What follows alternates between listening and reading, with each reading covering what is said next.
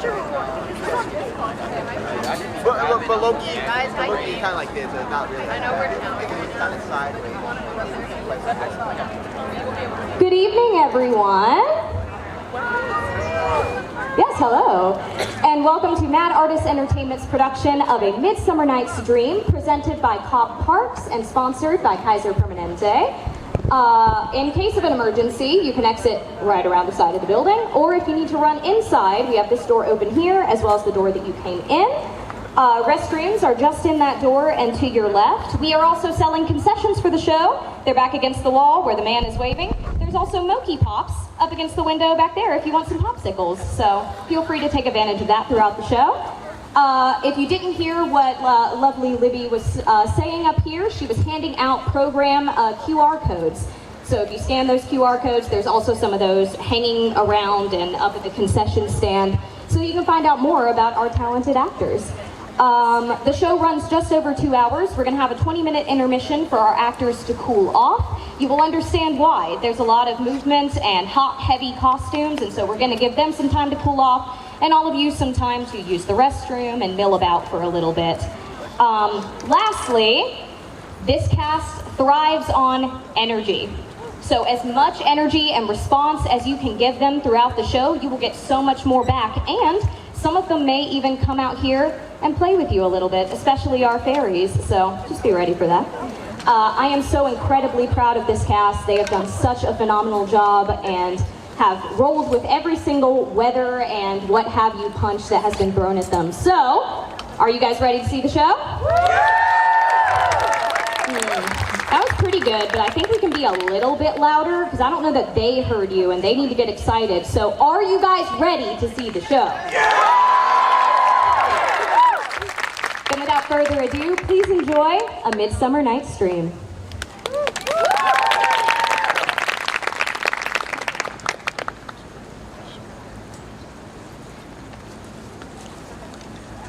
Our nuptial hour draws on apace. 4 happy days bring in another moon, but oh, methinks how slow this old moon wanes. She lingers my desires like to a stepdame or a dowager, long withering out a young man's revenue. 4 days will quickly steep themselves in night. 4 nights will quickly dream away the time, and then the moon, like to a silver bow you bent in heaven, shall behold the night of our solemnities. Hippolyta, I wooed thee with thy sword, and won thy love by doing thee injury. But now I will wed thee in another key, with pomp, with triumph, and with reveling. Oh, no. Theseus, our renowned duke. Thanks, good Aegeus. What news with thee? Full of vexation come I, with complaints against my child, my daughter, Hermia. Stand forth, Demetrius, my noble lord. This man hath my consent to marry her. Stand forth, Lysander. My gracious duke, this man hath bewitched the bosom of my child. Thou, Lysander, thou hast given her rhymes, interchanged love tokens with my child. Thou hast by moonlight as her window sung, with fading voice, verses of fading love, and stone the impression of her fantasy. With ringlets of thy hair, knacks, nosegays, gauds, sweetmeats, strong prevalence of unhardened youth, and turned her rightful obedience, which is due to me, to stubborn harshness. I beg the ancient privilege of the city, as she is mine, I may dispose of her, either to this gentleman or to her death, according to our law, immediately provided in that case. What say you, Hermia? Be advised, fair maid, to you your father should be as a god, one who composed your beauties and gave to one whom but you are as a form in wax, imprinted by him and within his power to leave the figure or disfigure. Demetrius is a worthy gentleman. So is Lysander. Lysander. In himself he is, but in this kind, wanting your father's voice, the other should be held the worthier. I would my father looked but with my eyes. Rather with his judgment your eyes look. I do entreat your grace to pardon me. I know not by what power I am made bold, nor how it may concern my modesty in such a presence here to plead my thoughts, but I beseech your grace that I may know the worst that may befall me in this case if I refuse to wed Demetrius. Either to die the death, or to abjure forever the society of men. Therefore, fair Hermia, question your desires. Know of your youth, examine well your blood, whether if you yield not to your father's choice, you can endure the livery of a nun. For I to be in shady cloistered mew, to live a barren sister all your life, chanting faint hymns to a cold, fruitless moon. Thrice blessed are they that so master their blood, to undergo the maiden pilgrimage, but happier earthly is the rose distilled than that which, withering on the virgin thorn, grows, lives, and dies in single blessing. So will I grow, so live, so die, my lord, ere I will my virgin patent up unto his lordship, whose unwished yoke my soul consents not to have sovereignty. Take time to pause. Upon the next moon, the sealing day betwixt my love and me, for everlasting bond of fellowship, upon that day either prepare to die for disobedience against your father's will, or else wed Demetrius as he would, or on Diana's altar protest for high austerity and single life. Lent, sweet Hermia, and Lysander, yield thy crazy title to my certain right. Oh, you have her father's love, Demetrius. Let me have Hermia's, lest you marry him. Scornful Lysander, true, he hath my love, and what is mine, my love shall render him. And she is mine, and all by right of her I do estate unto Demetrius. I am, my lord, as well derived as he, as well possessed. My love is more than his, my fortunes in every way as fairly ranked, if not with vantage as Demetrius's. And, which is more than all of these boasts can be, I am beloved of beauteous Hermia. So why should I not then prosecute my right? Demetrius, I'll avouch it to his head, made love to Nadar's daughter, Helena, and won her soul. And she, sweet lady, dotes in idolatry, dotes upon this spotted and inconstant man. I must confess to have heard so much, and thought with Demetrius to have spoke thereof. But, being full of self-affairs, my mind did lose it. But, Demetrius, come, and Aegeus, come, you shall go with me. I have some private schooling for you both. For you, Hermia, look you arm yourself to fit your father's fancies, or else the law shall yield you up, which we may not extenuate, to death, or to a vow of single life. Come, Hippolyta, what cheer? Demetrius, Aegeus, go along. I must employ you both in some business against our nuptial that most certainly nearly concerns yourselves. Oh, goodness. With duty and desire, we follow you. Oh, now, my love, why is your cheek so pale?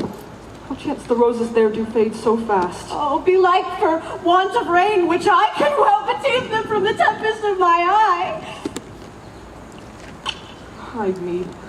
For aught that I could ever read by tale or history, the true course of love never did run smooth.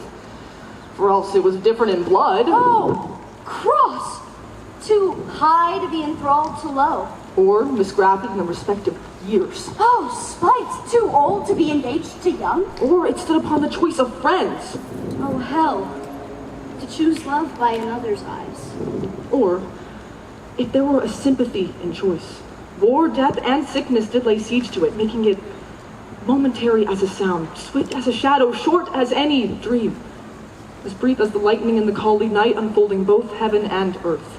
And ere a man hath the power to say, behold, the jaws of darkness do devour it up. So quick, bright things come to confusion. If then true lovers have been ever crossed, it stands as an edict in destiny. Then let us teach our trial patience, because it is a customary cross, as due to love as thoughts and dreams and sighs, wishes and tears, or fancies fun. A good persuasion. Therefore, hear me, Hermia. I have a widow aunt, a dowager, of great revenue, and she hath no child. Her house remotes 7 leagues from here, and she respects me as her only child. There, gentle Hermia, may I marry thee.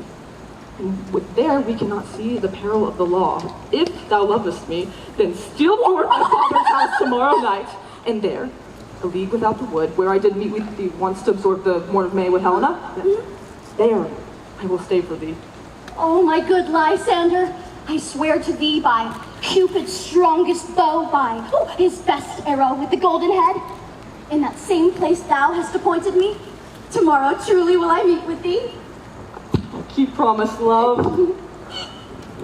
Oh, look, here comes Helena. Oh, Godspeed, fair Helena! Whither away? Call you me fair? That fair can unsay, Demetrius loves your fair. Oh, happy fair, your eyes are like lodestars, and your tongue sweet air, more turnoble than lark to shepherd's ear. When wheat is green, when hawthorn buds appear. Bless you. Sickness is catching. Oh, her favor so. Yours would I catch, fair Hermia, ere I go. My eye should catch your, my ear should catch your voice, my eye, your eye, my tongue should catch your tongue, sweet melody. Were the world mine, Demetrius being baited, the rest I give to you to be translated. Oh, teach me how you look and with what art you sway the motion of Demetrius' heart. I frown upon him, yet he loves me still. Oh, that my smiles could teach, oh, that your frowns could teach my smiles should skill. I give him curses, yet he gives me love. Oh, that my prayers could such affection move. Oh, the more I hate, the more he follows me. The more I love, the more he hateth me. His folly, Helena, is no fault of mine. None but your beauty, were that fault were mine. Oh, take comfort. He no more shall see my face. Lysander and myself will fly this place. Before the time I did Lysander see, seemed this place as a paradise to me. Oh, then what graces in my love do dwell, that he hath turned heaven unto a hell. Helen, to you our minds we will unfold. Tomorrow night, when Phoebe doth behold her silvery visage in the watery glass, decking with liquid pearl the bladed grass, a time when lovers' flights doth still conceal, through the city's gates we have devised to steal. Oh, and in the wood where often you and I upon faint primrose beds were wont to lie, emptying our bosoms of their counsel sweet, there my Lysander and myself will meet, and thence turn away our eyes to seek new friends and stranger companies. Goodbye, sweet playfellow. Pray thou for us. Oh, and good luck grant thee thy Demetrius. Keep word, love. We must starve our sight from lovers' food till morrow deep midnight. Oh, I will, my Hermia. Helena, adieu. As you on him, Demetrius dote on you. How happy so o'er can be. Through this city I am thought as fair as she. But what of that? Demetrius thinks not so. He will not know but all what he do know. And as he errs, doting on Hermia's eyes, he hailed down oath that he was only mine. And so I, admiring of his qualities, things base and vile, holding no quantity. Love can transpose to form and dignity. Love looks not with the eyes, but with the mind, and therefore his winged Cupid painted blind. Nor hath love mind of any judgment taste, wings and no eyes figure on heedy haste. And therefore is love said to be a child, because in choice he is so oft beguiled. As waggish boys engage themselves forswear, so the boy love is perjured everywhere. For ere Demetrius looked on him, Hermia's eyes, he hailed on oaths that he was only mine. And from this hail, some heat from Hermia felt, so he dissolved in showers of oaths did melt. I will go tell him of fair Hermia's flight, and to the wood will he tomorrow night pursue her. And for this intelligence, if I have thanks, it is dear expense, but hair and mean to reward to my pain for a sight thither and back again.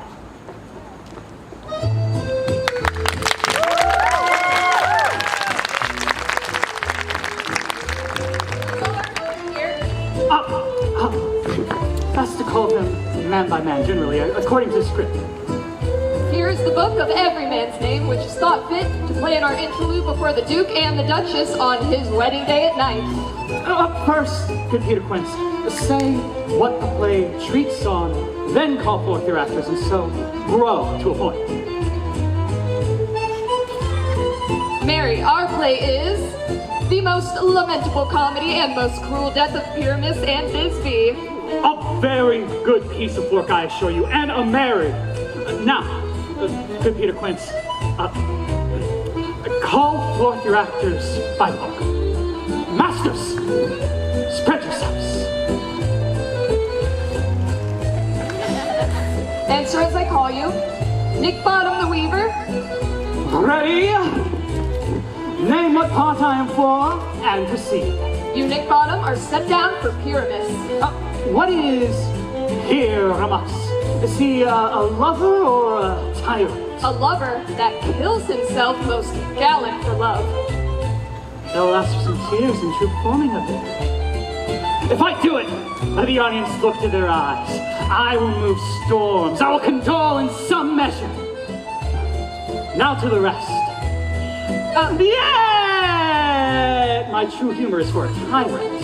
I can play Heracles quite rarely, or a part to tear a cat and make all split.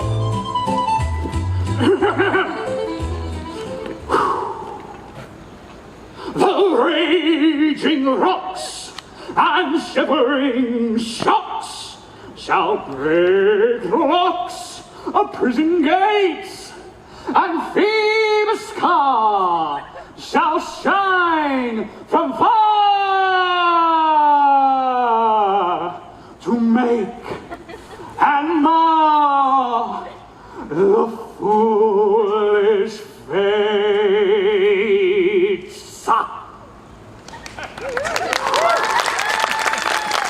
This was lofty. Now name the rest of the players. This was Heracles' vein, a tyrant's vein. A lover would be more condoling. Francis Flute, the bellows mender. Here, Peter Quince. Flute, you must take Thisbe on you. What is Thisbe? A wandering knight? It is the lady that Pyramus must love. Oh, nay, faith, let me not play a woman. I have a beard coming in. That is all one. You shall play it in a mask, and you may speak as small as you will. I can hide my face! Let me play Thisbe too. I'll speak in a monstrous little voice. Thisbe, Thisbe. Oh, Pyramus, my lover dear. Why, Thisbe dear and lady dear. No, you must play Pyramus and Flute, you Thisbe. We'll proceed. Robin Starveling, the tailor. Here, Peter Quince. Robin Starveling, you must play Thisbe's mother. Tom Snout, the tinker. Here, Peter Quince. You, Pyramus' father. Myself, Thisbe's father. Snug the joiner. You, the lion's part.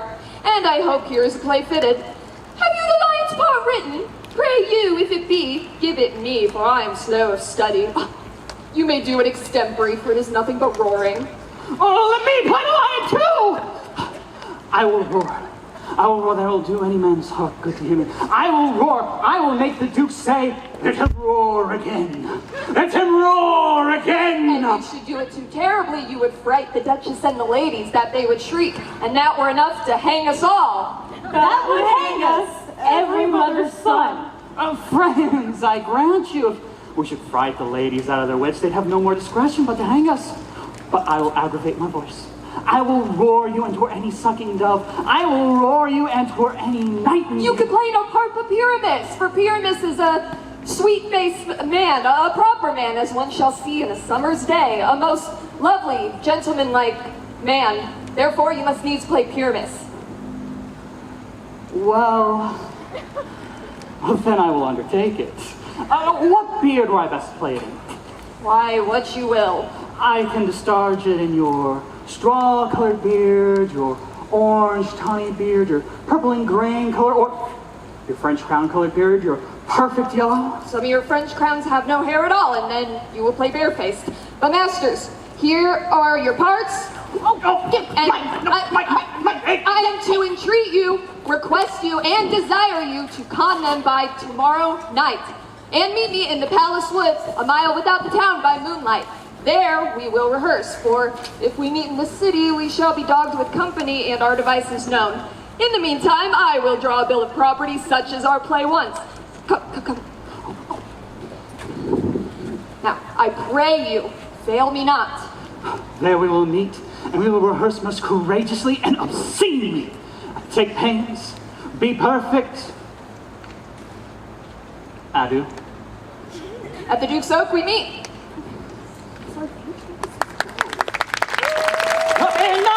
Enough! Hold, or cut bowstrings.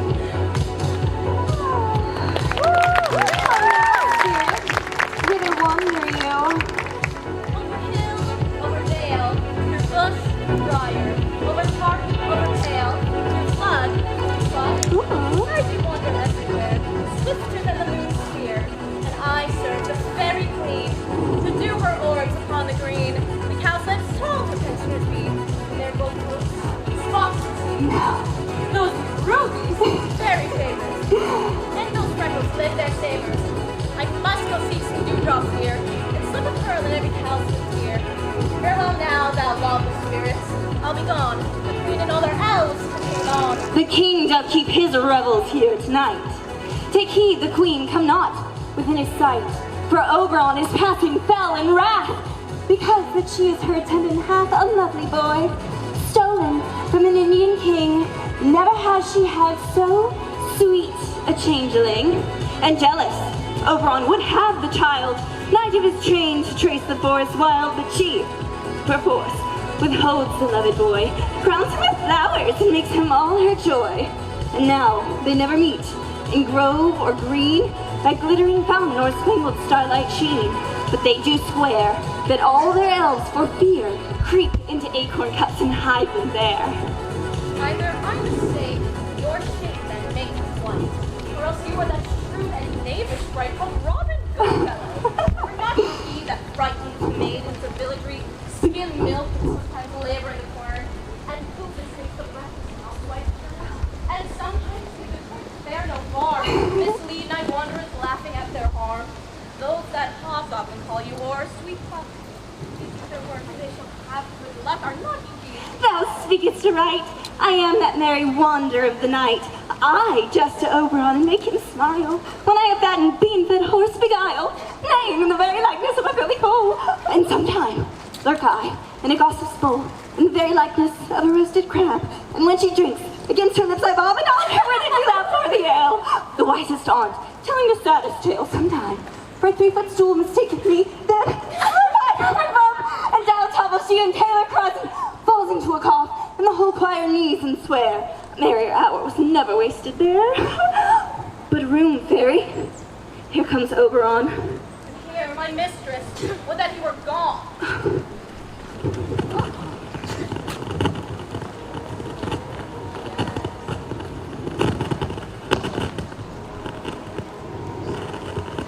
Ill met by moonlight, proud Titania. What jealous Oberon?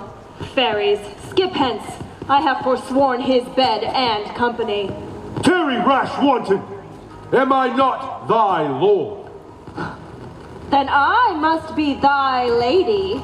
But I know when thou hast stolen away from fairyland, and in the shape of Corin sat all day playing on pipes of corn and versing love to amorous Phillida. Why art thou here, come from the farthest steppe of India, but that, forsooth, the bouncing Amazon, thy buskined mistress and thy warrior love to Theseus must be wedded, and you come to give their bed joy and prosperity. How can thou thus, for shame, Titania, glance at my credit with Hippolyta, knowing I know thy love to Theseus? Didst thou not lead him through the glimmering night, and make him with fair eagles break his faith with Aradne and Antiopeia? These are the forgeries of jealousy. And never since midsummer spring met we on hill, dale, forest, or mead, by paved fountain or by rushy brook, or in the beached margent of the sea, to dance our ringlets to the whistling wind, but with thy brawls thou hast disturbed our sport.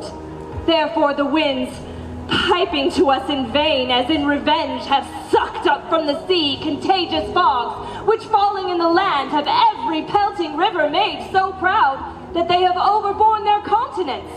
The ox therefore stretcheth forth his yoke in vain, the plowman lost his sweat, and the green corn hath rotted ere his youth attained a beard. The spring, the summer, the childing autumn, angry winter, change their wonted liveries, and the mazed world by their increase now knows not which is which. And this same progeny of evils comes from our debate, from our dissension. We are their parents and original. Do you amend it then? It lies in you. Why should Titania cross her Oberon? I but beg a little changeling boy to be my henchman. Set your heart at rest. The fairyland buys not the child of me. His mother was a votress of my order. And in the spiced Indian air by night full often hath she gossiped by my side and sat with me on Neptune's yellow sands. But she, being mortal, of that boy did die. And for her sake do I raise up her boy, and for her sake I will not part with him. How long in this wood do you intend to stay? Perchance till after Theseus's wedding day. If you will patiently dance in our round and see our moonlight revels, come with us. If not, shun me, and I will spare your haunts. Give me that boy, and I will go with thee. Not for thy fairy kingdom! Fairies, away! We shall chide down right if I longer stay. Well, go thy way. Thou shalt not leave this grove till I torment thee for this injury. My gentle Puck, come hither. Thou remember since once I sat upon a promontory and heard a mermaid on a dolphin back, uttering such a dulcet and harmonious breath that the rude sea grew civil at her song, and certain stars shot madly from their spheres just to hear the sea maid's music. Oh, I remember. That very time I saw, but thou could not. Flying between the cold moon and the earth, Cupid, all armed, a certain aim he took, as he loosed his love shaft smartly from his bow, as set to pierce 1,000 hearts. Yet I marked where Cupid's bolt fell. It struck a little western flower, before milk white, now purple with love's wound, and maidens called it love in idleness. Fetch me this herb I showed thee once. When's the juice of it, when on sleeping eyelids laid, will make or man or woman madly dote upon the next live creature it sees. Fetch me this herb, and look thou be here again, ere the Leviathan can swim a league. Yes, I will put a girdle around the earth in 40 minutes. Huh? Having once this juice, I'll watch Titania when she is asleep, and drop the liquor of it in her eyes, so the next waking thing she sees, be it lion, bear, or wolf, or bull, or meddling monkey, or busy ape, she will pursue it with the soul of love. And ere I take this charm from her sight, as I can with another herb, I will make her render her page to me. But who comes hither? I am invisible, and I will overhear their conference.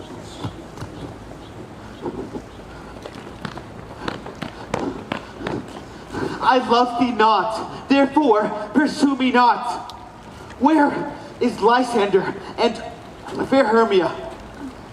The one I'll stay, the other stayeth me. Thou toldest me they were stolen upon this wood. And here am I, and wood within this wood, because I cannot meet my Hermia. Hence, get thee gone, and follow me no more. You draw me, you hard-hearted adamant, but yet you draw not iron. For my heart is as true as steel. Leave you your power to draw, and I shall have no power to follow you. Do I entice you? Do I speak you fair? Or rather, do I not speak in plainest truth that I do not, nor cannot love you? And even for that do I love you the more. I am your spaniel, and Demetrius, the more you beat me, the more I will fawn on you. Use me but as your spaniel, spurn me, strike me, neglect me, lose me, only give me leave. What worser place can I beg at your love, and yet a high respect with me, than to be used as you use your dog?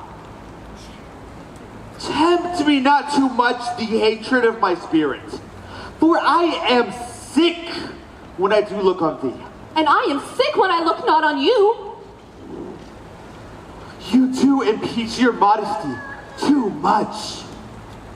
To leave the city, to commit yourself into the hands of the one that loves you not, to trust the opportunity of nights and the ill counsel of a desert place with the rich worth of your virginity.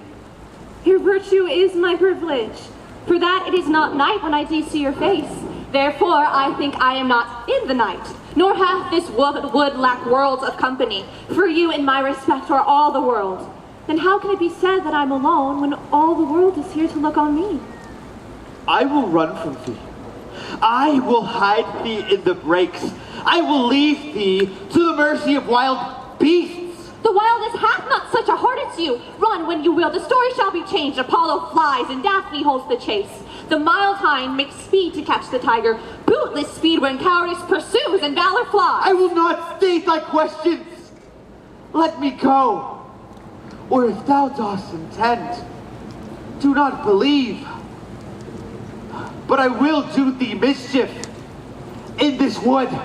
I, in the temple, the town, the field, you do me mischief. Fie, Demetrius! Your wrongs do set a scale on my sex. We cannot fight for love as men may do. We are to be wooed, and we're not made to woo. Oh, I'll follow thee and make a heaven of hell to die upon the hand I love so well. Fare thee well, nymph. Ere he leave this grove, thou shalt fly him, and he shall seek thy love. Ah, hast thou the flower there?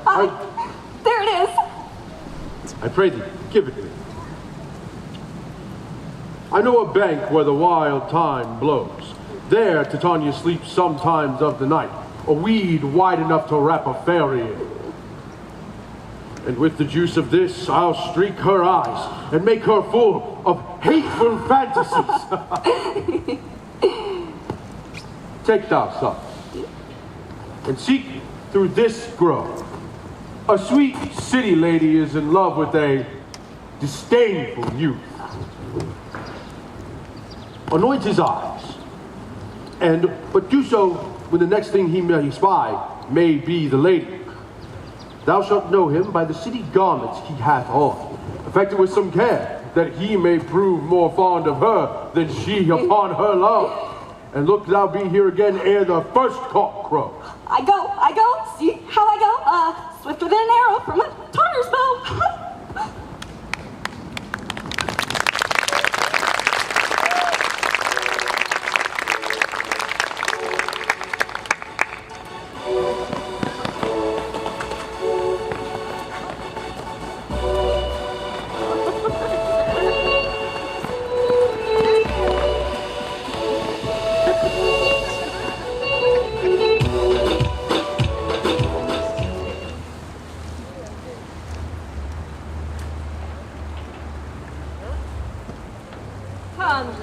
A roundel and a fairy song.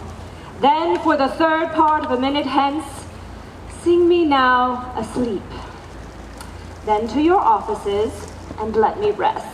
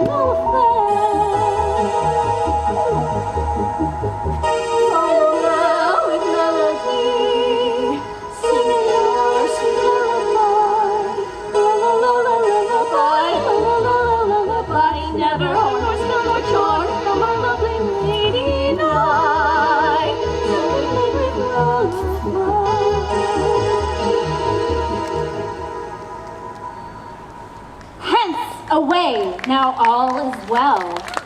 One aloof stands sentinel.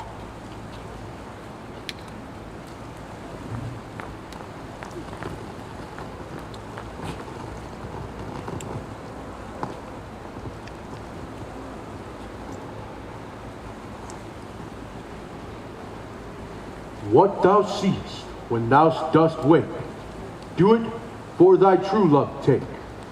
Love and languishing for his sake, be it ounce or cat or bear, part or boar with bristle hair, in thy eye that shall appear. When thou wakest, it is thy dear. Wake when some vile thing is near. Dear love, you faint with wandering in the wood, and to speak troth, I have forgotten our way. But perhaps we'll rest us here if you think it good, and tarry for the comfort of the day. Be it so, Lysander. Find you out of bed, for I upon this bank will rest my head. One turf shall serve as bed for us both. One bed, one heart, two bosoms, and one troth. Nay, good Lysander. For my sake, my dear, lie further off yet. Do not lie so near. Take the sense, sweet, of my innocence. Love takes the meaning in love's conference. I mean that mine unto your heart is knit, so that one heart we shall make of it. Two bosoms interchained with an oath, make two bosoms in one single troth. So by your side no bedroom me deny, for lying so, Hermia, I do not lie. Lysander riddles very prettily. Now much beshrew my manners and my pride if Hermia meant to say Lysander lied. But, gentle friend, for love and courtesy, lie further off in human modesty. Such separation as may well be said becomes a virtuous bachelor and a maid. So far be distant. And good night, sweet friend. Thy love ne'er alter till thy sweet life end. Amen, amen to that fair prayer, say I, and end life when I end loyalty. Here is my bed. Sleep give thee all his rest. With half that wish, the wisher's eyes be pressed. Oh, through the forest have I gone, but city man found I none, on whose eyes I might approve this flower sports in stirring love. Night in silence. Who is here? Weeds of the city he doth wear. This is he, my master said. Despised the city maid. Ah, and here the maiden sleeping sound on the dank and dirty ground. Ah, pretty soul, she does not lie so near this lack love, this kill courtesy.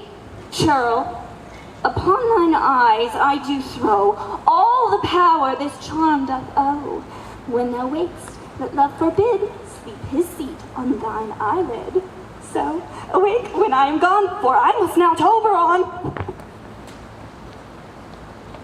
Oh, stay, though thou kill me, sweet Demetrius. I charge thee, hence, and haunt me thus.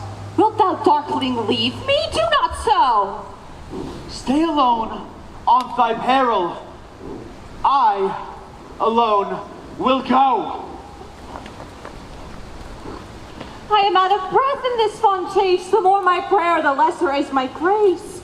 Happy is Hermia, wheresoever she lies, for she hath happy and eyes. And how come her eyes so bright? Not with salt tears. If so, my eyes are often no more washed than hers. No, I am as ugly as a bear, for beasts that meet me run away with fear. And therefore no marvel through Demetrius do as a monster fly in my presence thus.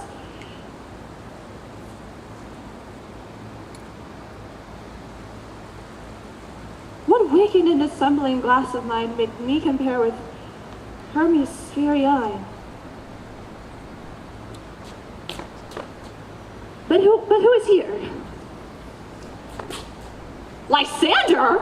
On the ground? Oh, dead or asleep. Okay, I see no blood, no wound. Lysander, if you live, good sir, awake! And run through fire I will will for thy sweet sake. Transparent Helena, nature shows art that through thy bosom makes me see thy heart. Where is Demetrius? No, how fit a word is that vile name to perish on my sword. Do not say so, Lysander, say not so. What though he love your Hermia? Lord, what though? And yet your Hermia still loves you, then be content. Content? With Hermia? Yeah. No. I do repent for the tedious minutes with her I have spent. It is not Hermia, but Helena I love. Who will not change a raven for a dove? The will of man is by his reason swayed, and reason says you are the worthier maid. Things growing are not ripe until their season, so I, being young, still know not ripe to reason. And touching the point of human skill, reason becomes the marshal to my will, and leads me to your eyes, where o'erlook love stories written in love's richest book. Wherefore was I to this keen mockery born, that at this hands did I deserve this scorn? Is not enough, young man, that I did never know, nor never can deserve a sweet look from Demetrius' eye. But you must flout my insufficiency. Good troth you do me wrong, good sooth you do in such disdainful manner for me to woo, but fare you well. Perforce I must confess, I thought you lord of more true gentleness. Oh, of that a lady of one man refused, therefore should of another be abused. She sees not Hermia. Hermia, sleep thou there, and never mayest thou come Lysander near. For a serpent of the sweetest things, the deepest loathing to the stomach brings. And of all the hearses that men do leave, are hated most of the ones they did deceive. So thou, my serpent, and my hearsay, be all of hated, but the most of me. In all your power, address your love and might, to honor Helen and be her knight.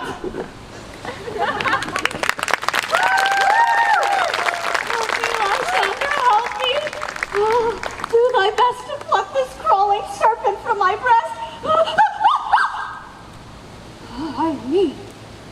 For pity. What a dream was here. Lysander, look how I do quake with fear.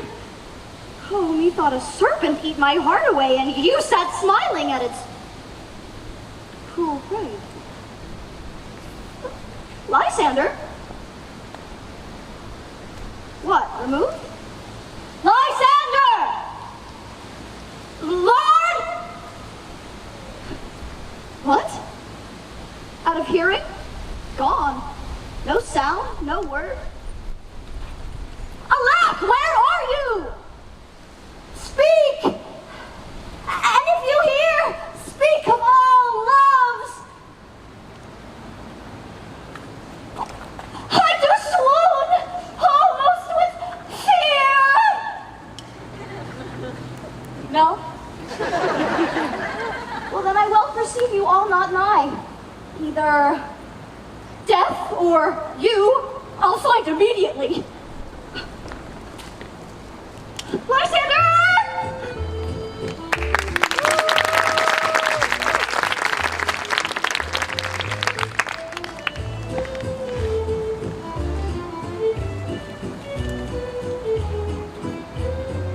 Are we all met? Pat, and here's a marvelous, convenient place for our rehearsal. This screen plot shall be our stage, this hawthorn brake our tiring house, and we will do it in action as we will do it before the Duke. Peter Quince. What sayest thou, Bully Bottom? There are some things in this comedy of Pyramus and Thisbe that simply will not please. First, Pyramus must draw a sword, kill himself, which the ladies cannot abide. Now, how answer you that? Fire Laken, Harless Fear.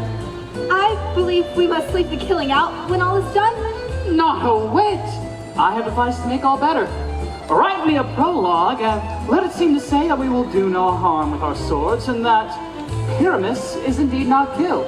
And, for the more better assurance, tell them that I, Pyramus, am not actually Pyramus, but am in fact Bottom the Weaver. This will put them out of fear. Well, we will have such a prologue, and it shall be written in 8 and 6. No, make it 2 more. Let it be written in 88. Will not the ladies be afeard of the lion? I fear it, I assure you. Why, gentlemen, we ought to consider with ourselves. To bring in God shield us, a lion among ladies is a most fearful thing. There is no more fearsome wildfowl than our lion living, and we ought to look to it. Therefore, another prologue must tell he is not a lion. Nay, he must name his name, and half his face must be seen through the lion's neck. And he will speak through, saying thus, or to the same effect, ladies, or fair ladies, I would wish you, I would entreat you, I would request you, not to fear your life for mine, for if you think I come into this place as a lion living, why, 'twould be the pity of my life. Nay, I am no such thing. I am a man just as other men are. And there let him speak plainly and tell them that he is Snug the joiner. Well, it shall be so, but there is 2 hard things, that is to bring the moonlight into the chamber, for Pyramus and Thisbe, you know, did meet by moonlight. Doth the moon shine that night we play our play? Count, look at the almanac, find out moonshine. Yes, it does shine that night. Then you may leave a casement of the great chamber window where we perform open, and the moon may shine in at the casement. Aye, or else one must come in with a bush of thorns and a lantern, and says he comes to disfigure or to present the person a moonshine. Yeah. Then there is another thing. We have to have a wall in the great chamber, for Pyramus and Thisbe, says the story, did talk through the chink of a wall. And you can never bring in a wall.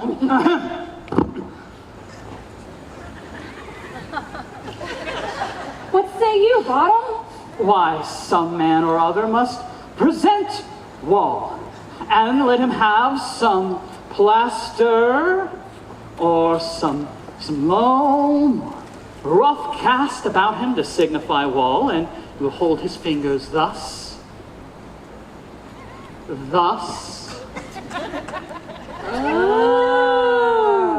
and through that cranny shall Pyramus and Thisbe whisper. That may be, then all is well. Come sit down, every mother's son, and rehearse your parts. Pyramus, you begin. When you have spoken your speech, enter into that break, and so everyone according to his cue.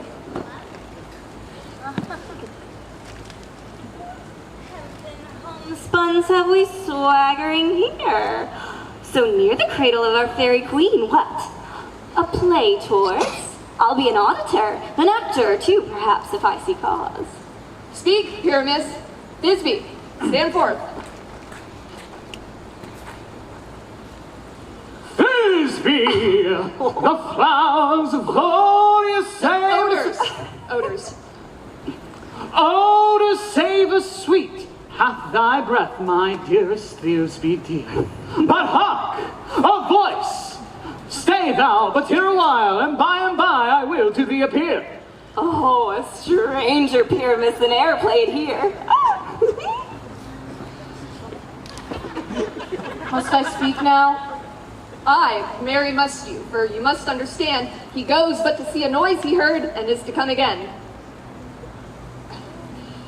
O radiant Pyramus, O lily white of hue, like briar, like rose on the briar of triumphant briar, as most brisky juvenile, as truest horse that yet would never tire. I'll meet thee, Pyramus, at Ninny's tomb. Highnesses too, man, why you must not speak that yet.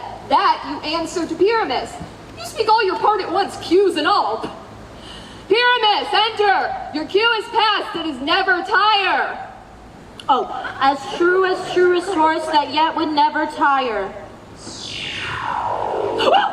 If I were fair, Thisbe, I were only thine. Oh, monster so strange, we are haunted! Brainmasters, blindmasters, I'll follow you. I'll lead you about around. Through bog, through bush, through brake, through briar. Sometimes a horse I'll be, sometimes a hound, a hawk, a headless bear, and neigh, and bark, and grunt, and roar, and burn like horsehound calls me on fire at every turn. Why do they run? Is this some knavery of theirs to make me feared? That was changed. What do I see on me? What do you see? You see an asset of your own, do you? Bless thee, God, bless thee. Now we're translated.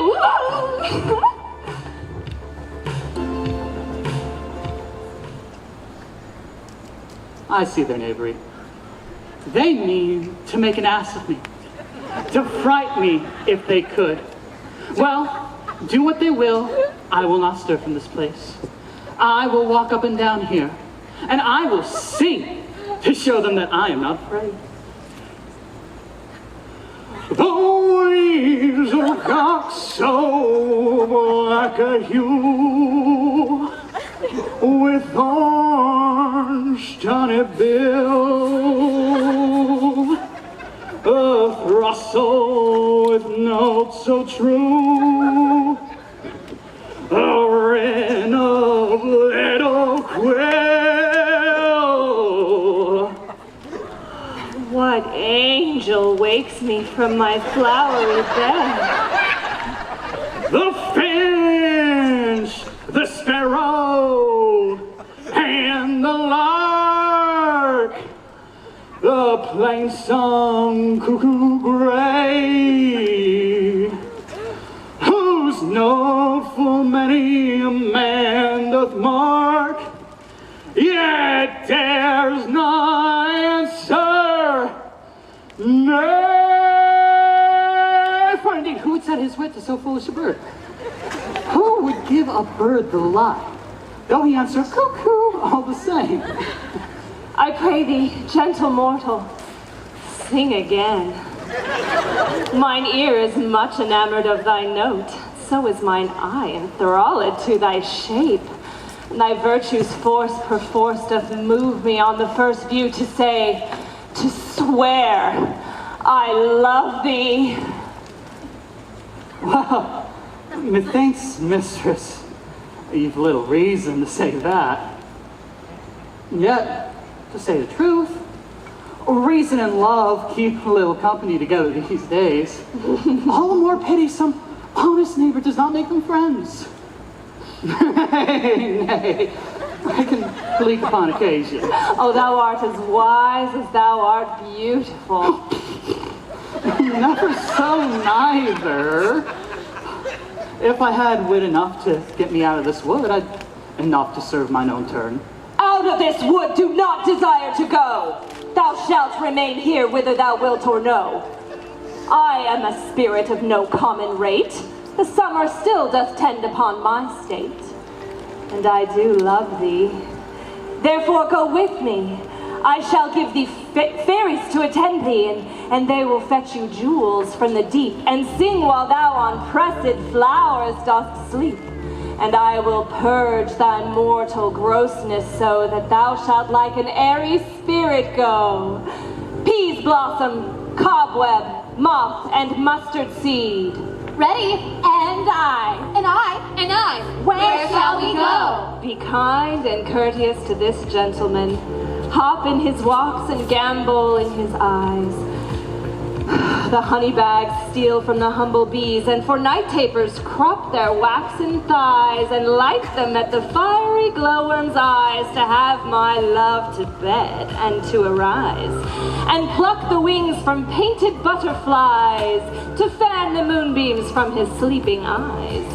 Nod to him, elves, and do him courtesies. Hail, mortal. Hail. Hail. Hail. I beseech your worship's mercy. Heartily, I ask your worship's name. Cobweb. I shall desire you more acquaintance. If I cut my finger, I will make bold with you, Mistress Cobweb. Your name, good lady. Peas blossom. Commend me to your mother, Mistress Squash, and your father, Master Peascod.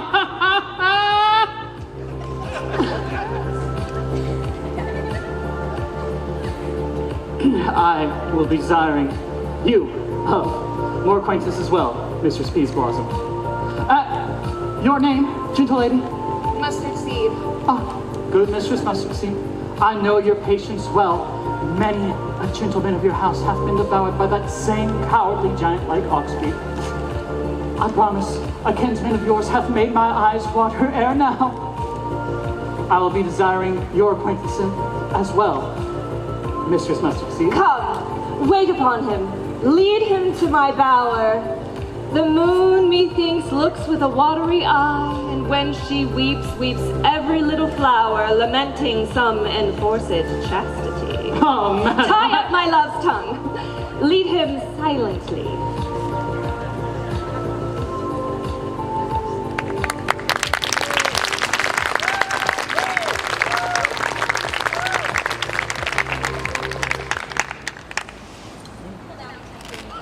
A 20-minute intermission, so please feel free to use the restrooms or go get some concessions, and we will be back.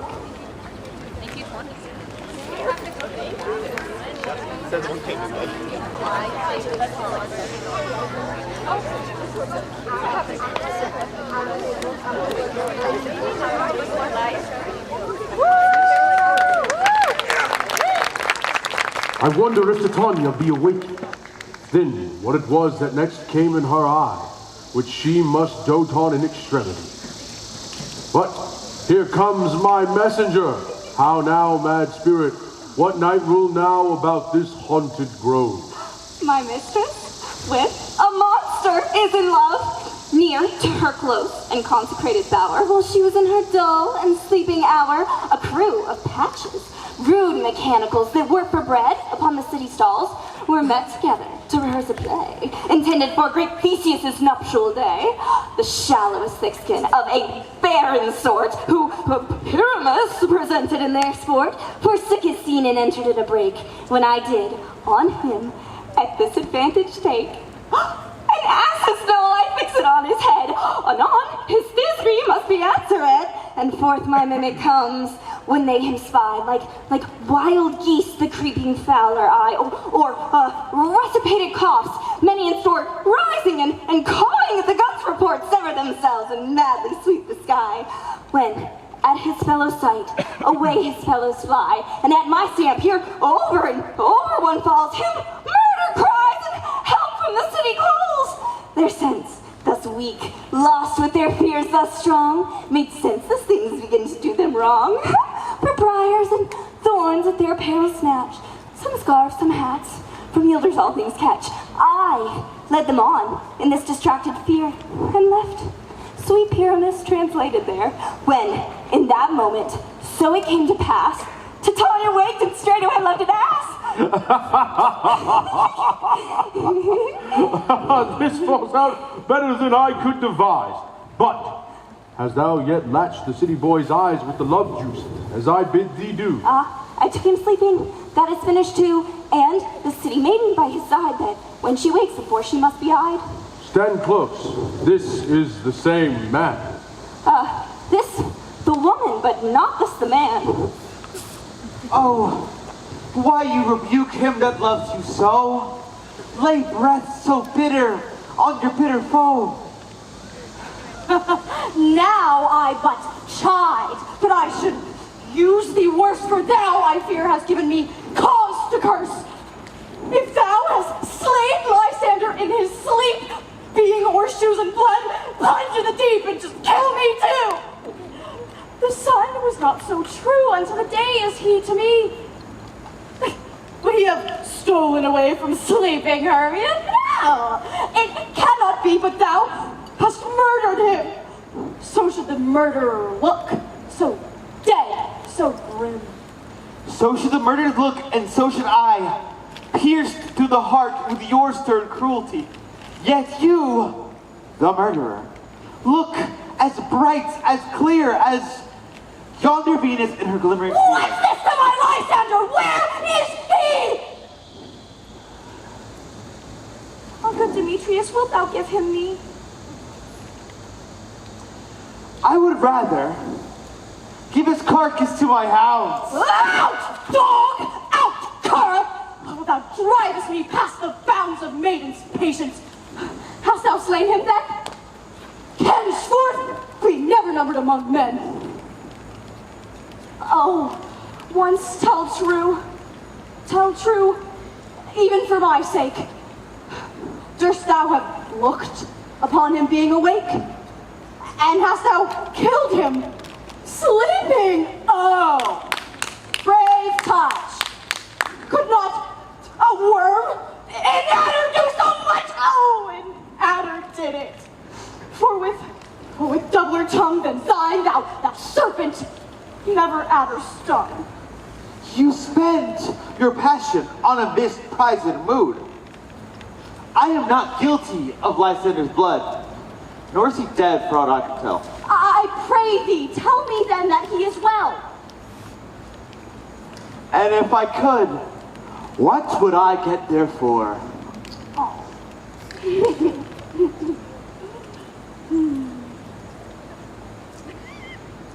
A privilege never to see me more.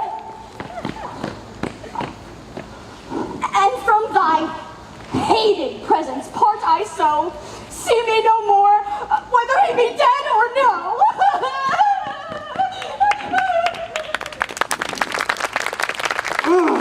There is no following her in this fierce bane. Therefore here for a while I will remain. So sorrow's heaviness doth heavier grow, for bankrupt sleep doth sorrow owe.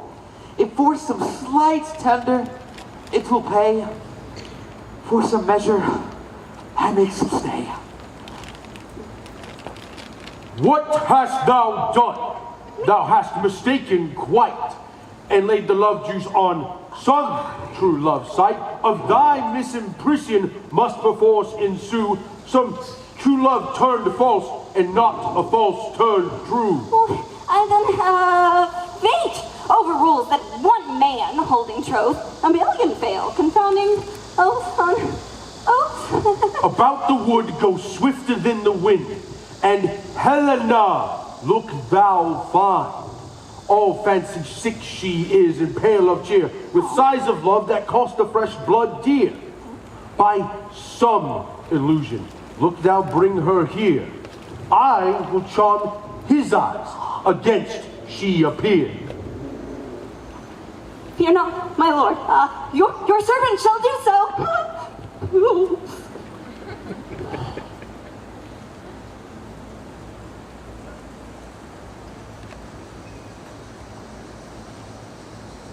Flower of this purple dye, hit with Cupid's archery, sink in the apple of his eye. When she be by, let her shine as gloriously as the Venus of the sky. When thou wakest, if she be by, beg of her for remedy. Captain of our fairy band, Helena, is here at hand, and the youth, mistook by me, pleading for a lover's fee. Shall we their fond pageant see? Lord, what fools these mortals be! Stand close.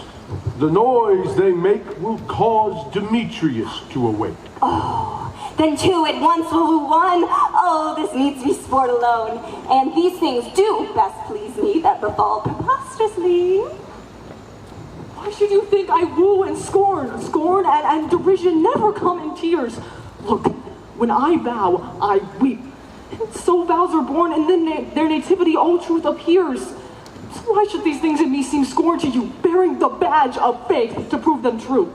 You do advance your coming more and more. When truth kills truth, oh, devilish holy fray. These vows are Hermia's. Will you give her o'er? Weigh oath with oath, and you will nothing weigh. Your vows to her and me put in two scales will even weigh, and both as light as tails. I had no judgment when to her I swore. Nor in my mind I would give her o'er. Demetrius loves her, and he loves not you. Oh, Helena. Oh, Helena. Goddess. Nymph. Perfect. Divine. To what, my love, shall I compare thine eyne? Crystal is muddy. Oh, how ripe in show. Thy lips, those kissing cherries. Oh, tempting grow. That pure congealed white, high tar as snow. fanned with the eastern winds, turns to a crow. When thou holdest up thy hand, oh, let me kiss this princess of pure white, this seal of bliss. Oh, spite! Oh, hell! I see you all are bent to set against me for your merriment! Can you not hate me as I do, but you must join in souls to mock me too? If you were men, as men you are, and so you and I use a gentle lady so. You both are rivals and love Hermia, and now both rivals to mock Helena. A trim exploit, a manly enterprise to conjure up tears in a poor maid's eyes with your derision. None of noble sort would so have been a virgin and extort a poor soul's patience all to make her sport. You are unkind, Demetrius. Be not so. For you love Hermia, this you know I know. So with all goodwill and all my heart, to Hermia's love I yield you up my part. And yours of Helena to me bequeath, whom I do love and will until my death. Never did mockers waste more idle breath. Lysander, keep thy Hermia. I will none. If e'er I loved her, all that love is gone. Into her heart, guest-wise sojourned, and to Helen it is home returned, there to remain. Oh, Helen, it is not so. Disparage not the faith thou dost not understand, lest thy peril abide you dear. Look where thy love comes. Yonder comes thy dear. Dark night that from the eye his function takes, the ear more quick of apprehension makes. Wherein it doth impair the seeing sense, it pays the hearing double recompense. Thou art not by mine eye, Lysander, found mine ear, I thank it, brought me to thy sound, but why unkindly didst thou leave me so? Why would he stay when love doth press to go? What love could press Lysander from my side? Lysander's love that would not let him bide fair Helena, who more gilds the night than all yon fiery oes and eyes of light. Why seekest thou me? Could not this make thee know the hate I do bear thee that made me leave thee so? Oh, you speak not as you think, it cannot be. Lo, she is one of this confederacy. Now that I perceive they have conjoined all three to fashion this false word in spite of me.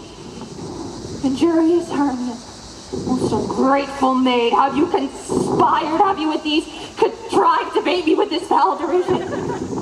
Is all the counsel that we two have shared, the sisters' vows, the hours that we have spent to tide they haste to put a time for parting us? Oh, is it all forgot?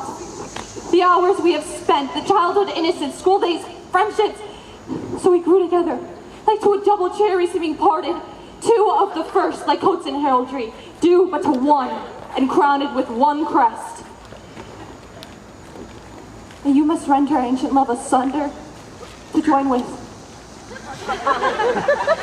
men in scorning your poor friend. It is not friendly. It is not maidenly. Our sex as well as I may chide you for it, but I alone do feel thus injury. I am amazed at your passionate words. I scorn you not. It seems that you scorn me. Have you not set Lysander as in scorn to follow me and praise my eyes and face? And made your other love, Demetrius, who even but now did chide and threaten me, to call me goddess, nymph, divine, and rare, and precious, celestial. Wherefore speaks he this to her he hates? Wherefore doth Lysander deny your love, so rich within his soul, and tender me forsooth affection? But by your setting on, by your consent, but miserable most to love unloved. This you should pity rather than despise. I understand not what you mean by this. I do persever, counterfeit, sad looks, make mouths upon me when I turn my back, wink at each other, hold thy sweet jest up. This sport, well carried, shall be chronicled. If you have any pity, grace, or manners, you would not make me such an argument. But fare you well. 'Tis partly my own fault, which death or absence soon shall remedy. Stay, gentle Helena, hear my excuse. My love, my life, my soul, fair Helena. Oh, excellent. Sweet, do not scorn her so. If she cannot entreat, I can compel. Thou canst compel no more than she entreat. Thy threats have no more strength than her weak prayers. Helena, I love thee by my life, I do. And I swear that by which I will lose for thee to prove him false that says I love thee not. I say, I love thee more than he can do. Oh, if thou say so, withdraw. Prove it too. Quick, come. Lysander, where to tends all this? Oh, away.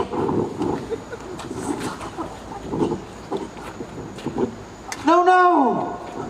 He'll seem to break loose. Take on as you were, but come yet not. You are a tame man. Go. Oh, hang off, thou cats, thou bird, vile thing. Let loose or I will shake thee from me like a serpent. Why are you grown so rude?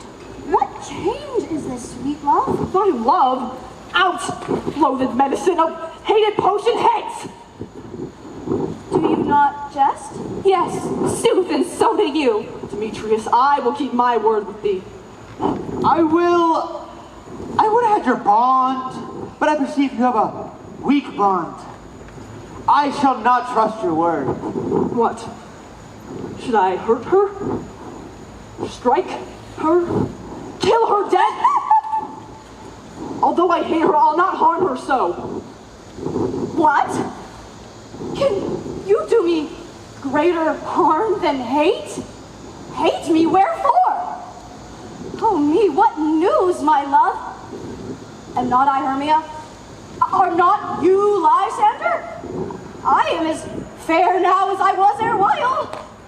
Since night you loved me, yet since night you left me. Why then you left me? Oh, the gods forbid. In earnest, shall I say? By my life, I never did desire to see thee more. So, be out of hope, a question of doubt, be certain nothing truer. 'Tis no jest that I do hate thee and love Helena. Oh, me. You juggler, you canker blossom, you thief of love! What? Have you come by night and stolen my love's heart from me? Fine. If faith, have you no modesty, nor maiden shame, no touch of bashfulness? What? Will you tear impatient answers from my gentle tongue? Fie, you counterfeit, you puppet, you! Puppet? Why so? Aye, that way goes the game. Now I perceive that she hath made compare between our statures. She hath urged her height, and with her personage, her tall personage, her height, forsooth she hath prevailed with him. Oh, and are you grown so high in his esteem because I am so dwarfish and so low? How low am I, thou painted maypole? Speak, how low am I? I am not yet so low, but that my nails can ring out mine eyes! I pray you, though you mock me, gentlemen, let her not hurt me! I was never cursed. I have no gift at all in foolishness. You perhaps may think that she has something lower than myself that I can match her. Lower? Hark again! Good Hermia, do not be so bitter with me! I ever wanted to love you, Hermia! Did ever keep your counsels, never wronged you. Save that. For love it to Demetrius, I told him of yourself, and to this wood he followed you. For love I followed him. They have tried me hence and threatened me to spurn me, strike me, nay, kill me too. And now, will you let me quiet go to the city where I bear my folly back? Let me go.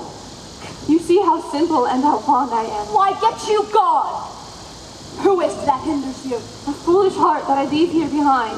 What, with Lysander? With Demetrius. Oh, be not afraid, Helena. She shall not harm thee. No, sir, she shall not, though you take her part. Oh, she's keen and shrewd. She was a vixen when we went to school. You perhaps may think that she is something. She's little, but she is fierce. Little. Again, nothing but low and little. Why must you suffer her to flout me thus? Let me come to her! Oh, get you gone, you dwarf, you minimus of hindering, not grass made, you bead, you acorn! You are too officious on her behalf that scorns your services. Let her alone. Speak not of Helena, take not her part, lest thy peril abide dear. Now she holds me not. Now follow, if thou darest, to try who's right, in thine or mine, in most in Helena. Follow? Nay, I'll go with thee, cheek by jowl.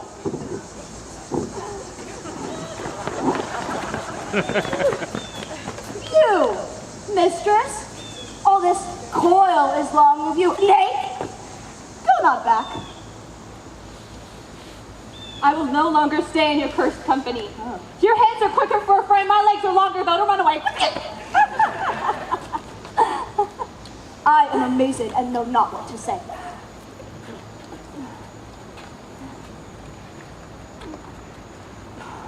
Helena, wait! This is thy negligence, or else thy committest these knaveries willfully. Believe me, King of Shadows, I mistook. Did not you tell me that I should know the man by the city garments he hath on? Then so far blameless proves my enterprise, for I have anointed a city man's eyes. And so far, I'm glad it did so sort, for their changing eyes do sport. Thou seest these lovers seek a place to fight. Yeah. Hey! Therefore, Robin, overcast the night. The starry welkin cover thou anon, with drooping fog as black as Acheron, and lead these testy rivals so astray, as one come not within another's way. Like to Lysander sometimes frame thy tongue, then stir Demetrius up with bitter wrong, and sometimes rail thou like Demetrius, and from each look thou lead them thus, till over their brow death counterfeiting sleep, with leaden legs and batty wings doth creep. Then crush this herb into Lysander's eyes, whose liquor hath this virtuous property, to take from thence all error with his might, and make his eyeballs roll with wonted sight.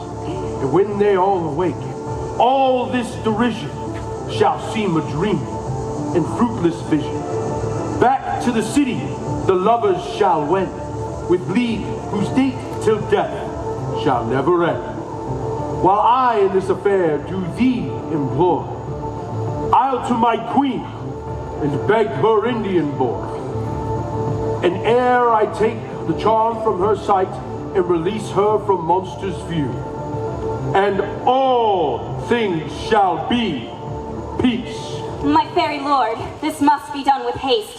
For night swift dragons cut the clouds full fast, and yonder shines Aurora's harbinger, at whose approach ghosts wandering here and there, troop home to churchyards, damned spirits all, that in the crossways and floods have burial, already to their wormy beds are gone, for fear lest day should look their shames upon, they willfully exile themselves from night, for I consort with black-browed night. But we are fairies of a different sort.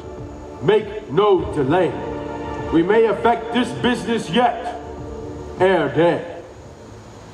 Up and down, I will lead them up and down. I am feared in field and town. Goblin, lead them up and down. Here comes one. Where art thou, proud Demetrius? Speak thou now! Here, villain, drawn and ready. Where art thou? I will be with thee straight. Follow me then to plain of ground. Lysander! Speak again!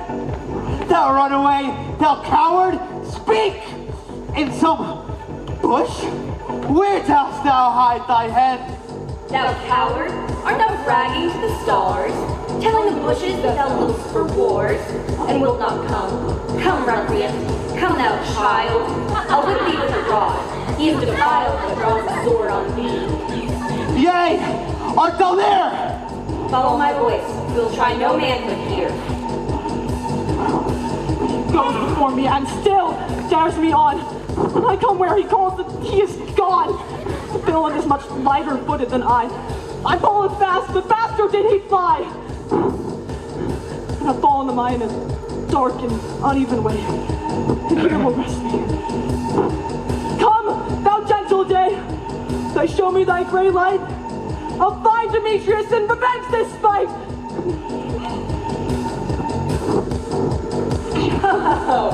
Coward, why comest thou not? Abide me not, for well I wot, thou runnest before me, standing, nor looking me in the face. Where art thou now? Come hither, I am here. Nay then, thou mockest me, thou shalt buy this deer. If ever I thy face by daylight see, now go! Faintness constraineth me to measure out my length on this cold bed. By daylight's approach, seem to be visited. Oh, weary night, oh long and tedious night, abate thine hours. Shine comforts from the east, that I may back to home by daylight. The sleep that sometimes shuts up sorrow's eyes, stay me a while from mine own company. Yet but three, come one more, two of both kinds make up four. Oh, here she comes, cursed and sad. Oh, Cupid is a knavish lad, thus to make poor females mad. Never so weary, never so in woe, but dabbled with the dew and torn with briars. I can no further crawl, no further go, my legs can keep no pace with my desires. Here I will rest me until the break of day. Oh, heavens, shield Lysander if they mean a fray.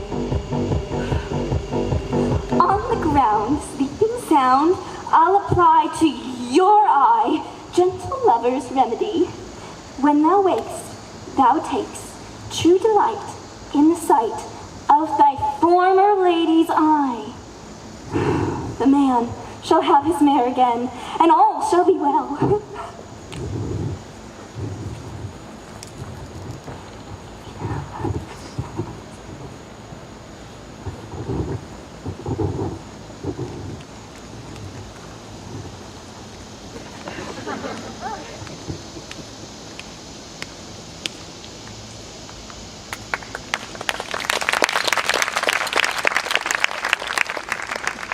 Come, sit thee down upon this flowery bed, while I thy amiable cheeks do coy, and stick musk roses in thy sleek, smooth head, and kiss thy fair, large ears, my gentle joy.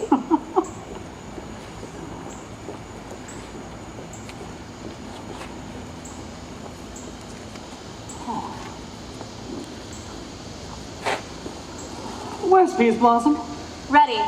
Come, Peace Blossom, scratch my head. And where's Miss Cobweb? Ready? Miss Cobweb, good madame, get you your weapons in hand and kill me a red-hipped humblebee on top of a thistle. And bring me the honey bag. Do not fright yourself too much in the action of this, miss. And do have a care that the honey bag break not. I would loathe to have you overcome with a honey bag, good madame. Miss Mustard Seed? Ready? Come, give me your knee. Leave your courtesy, good miss. What is your will? Nothing but to help Cavalry Cobweb to scratch. I must to the barber's, for thinks I'm a bit hairy about the face, and I'm such a tender ass. If my hair do but tickle me, I must scratch. Wilt thou have some music, my sweet love? I have a reasonable good ear in music. Let's have the bones and the tongs. Or say, my sweet love, what thou desirest to be. Truly, a pack of profit. I can munch your good dry oats Methinks of a great liking to a bottle of hay. Good hay, sweet hay.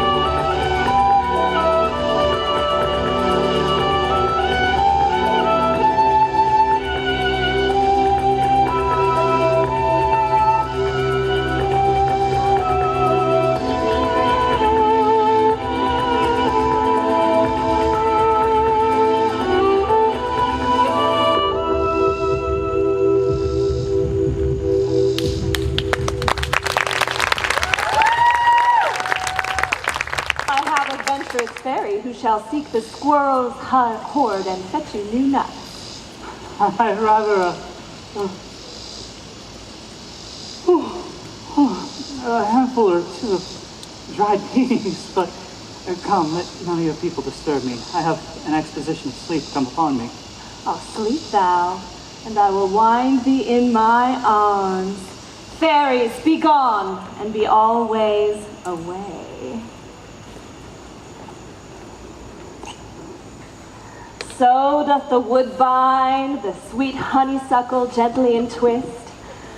The female ivy so enrings the barky fingers of the elm. Oh, how I love thee, oh, how I dote on thee.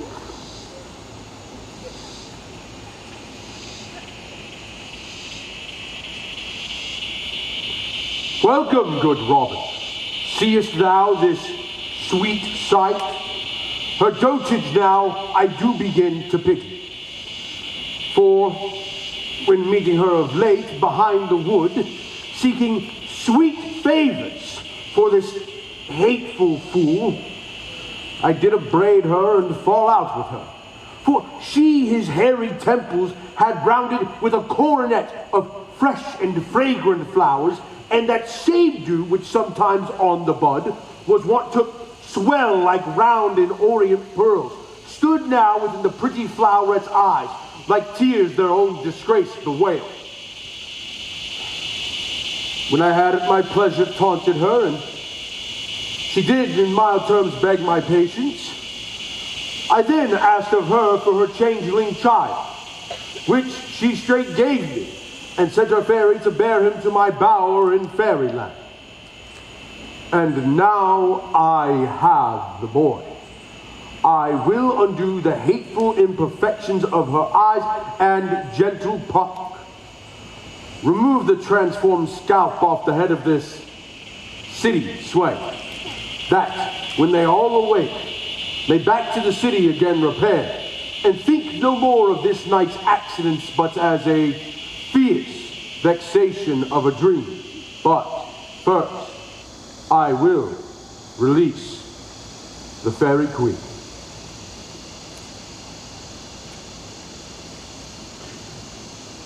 Be as thou was wont to be, see as thou was wont to see. Diana's bud o'er Cupid's flower hath such force and blessed power. Now, my Titania, wake you, my sweet queen. My Oberon, what visions have I seen? Methought I was enamored of an ass.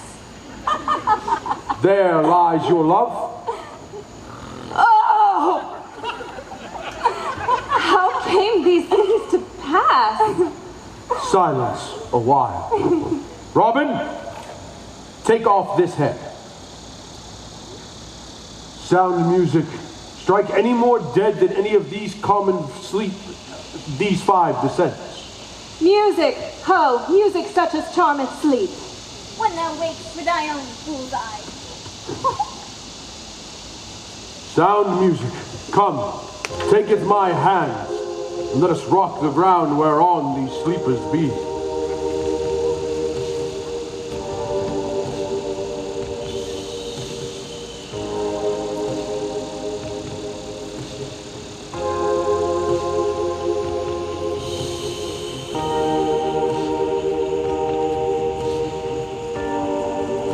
Now you and I are new in amity, and tomorrow midnight solemnly will dance in Duke Theseus's house triumphantly, and bless it to all prosperity.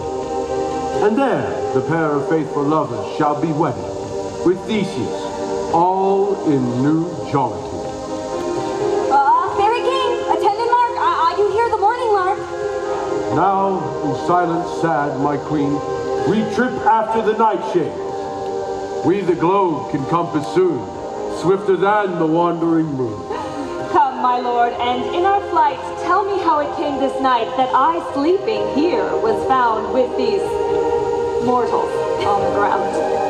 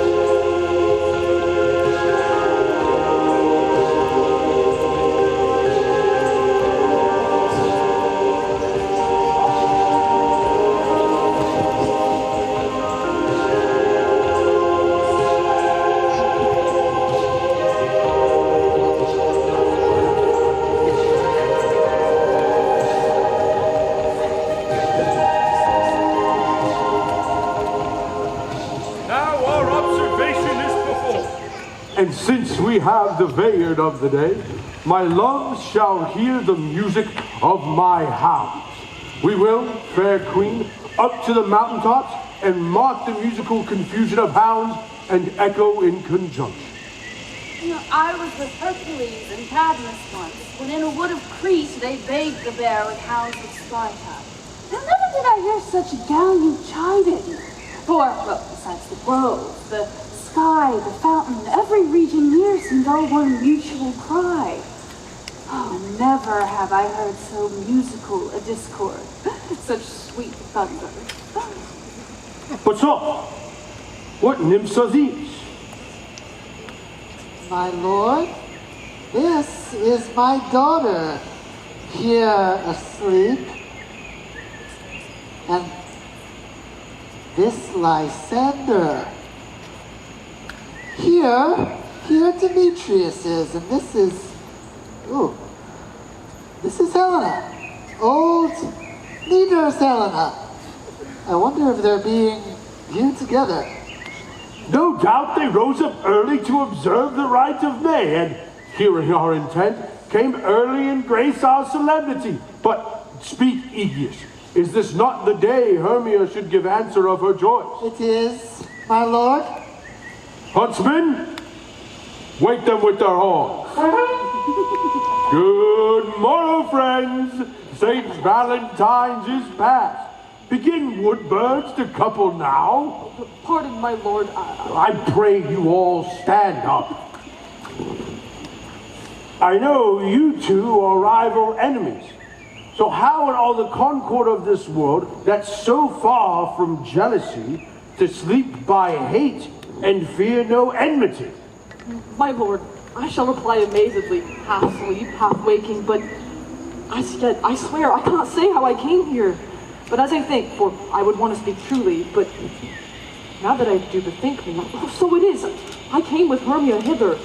Our intent was to escape the city, where, without the peril of the law, we might not be able to... Enough! Enough! My lord, you have. Enough! I beg the law upon his head. They would have stolen away. They would! Demetrius also have defeated you and me. You of your bride, and me of my consent that she should be your wife.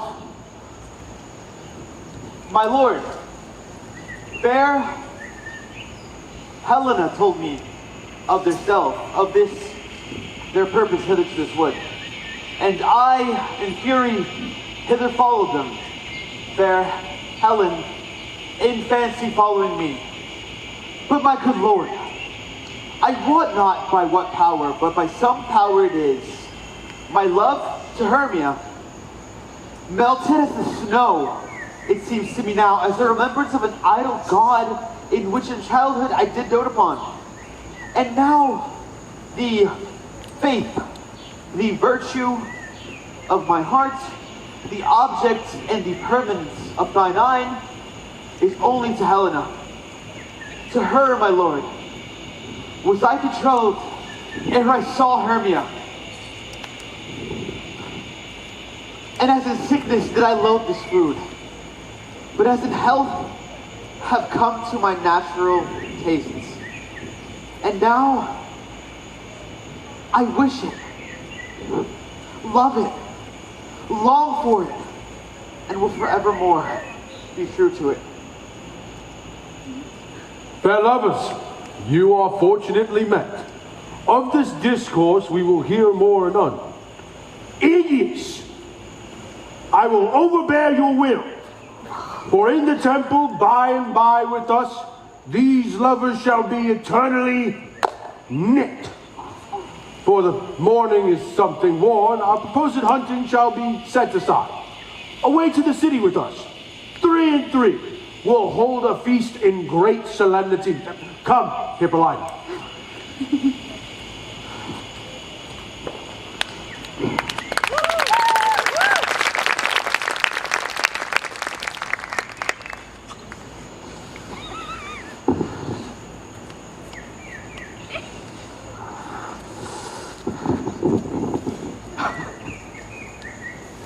These things seem small and undistinguishable, like far-off mountains turning into clouds? Methinks I see these things with parted eye when everything seems double.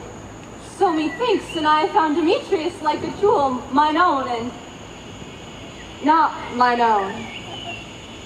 Are you sure that we are awake?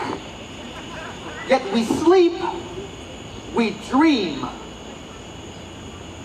Was the Duke not here and bid us follow him? Yea, and my father. And Hippolyta. And he did bid us follow to the temple. Why then, we are awake. Let us follow him. And by the way, let us recount our dreams.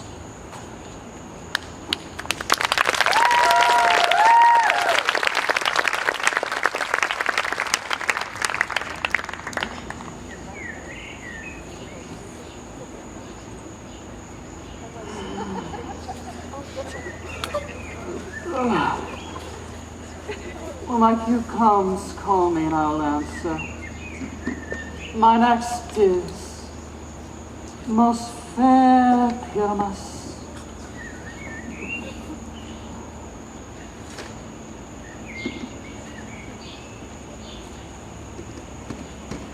Hey ho.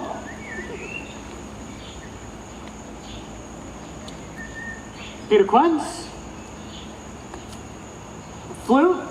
The bellows vendor? A snout, the tinker. A starveling. God's my life. Stolen hence and left me here asleep.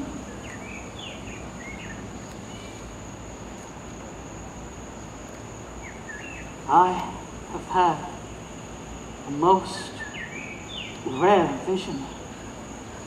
I have had a dream. Far beyond the wit of man to say what dream it was. Man is but an ass if he seeks to expound upon this dream. I thought I was. There's no saying what I thought I was. I thought I was, and I thought I had. A man is but a patch of death. Patch of fool.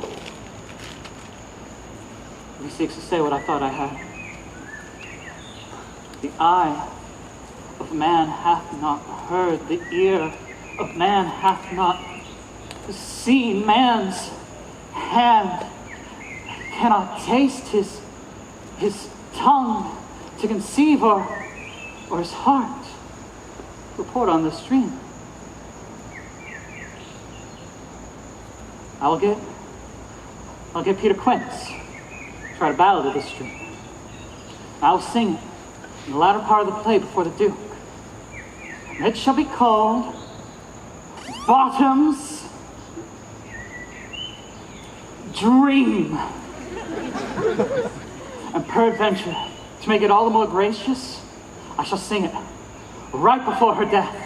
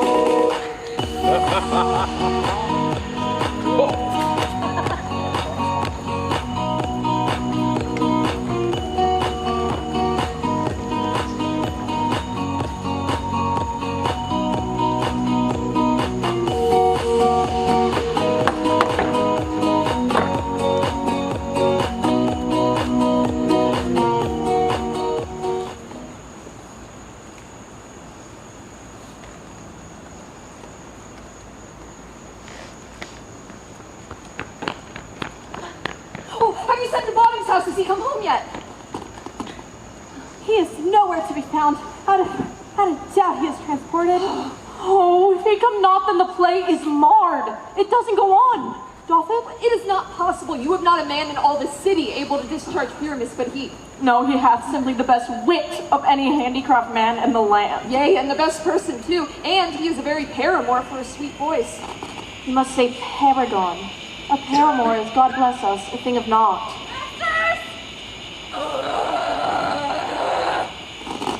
The Duke is coming from the temple. There's 2 or 3 lords and ladies more married. Oh. If our sport had gone forward, we'd all be made men! Oh, sweet bully bottom! Thus hath he lost 6 pence a day during his life. He could not have escaped 6 pence a day.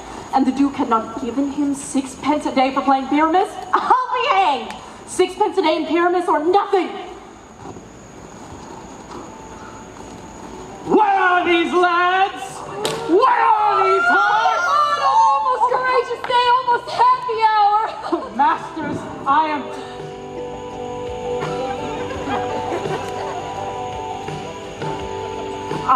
am to discourse wonders. Not a word of me, or I'm no honest man. I shall tell you everything, right as it...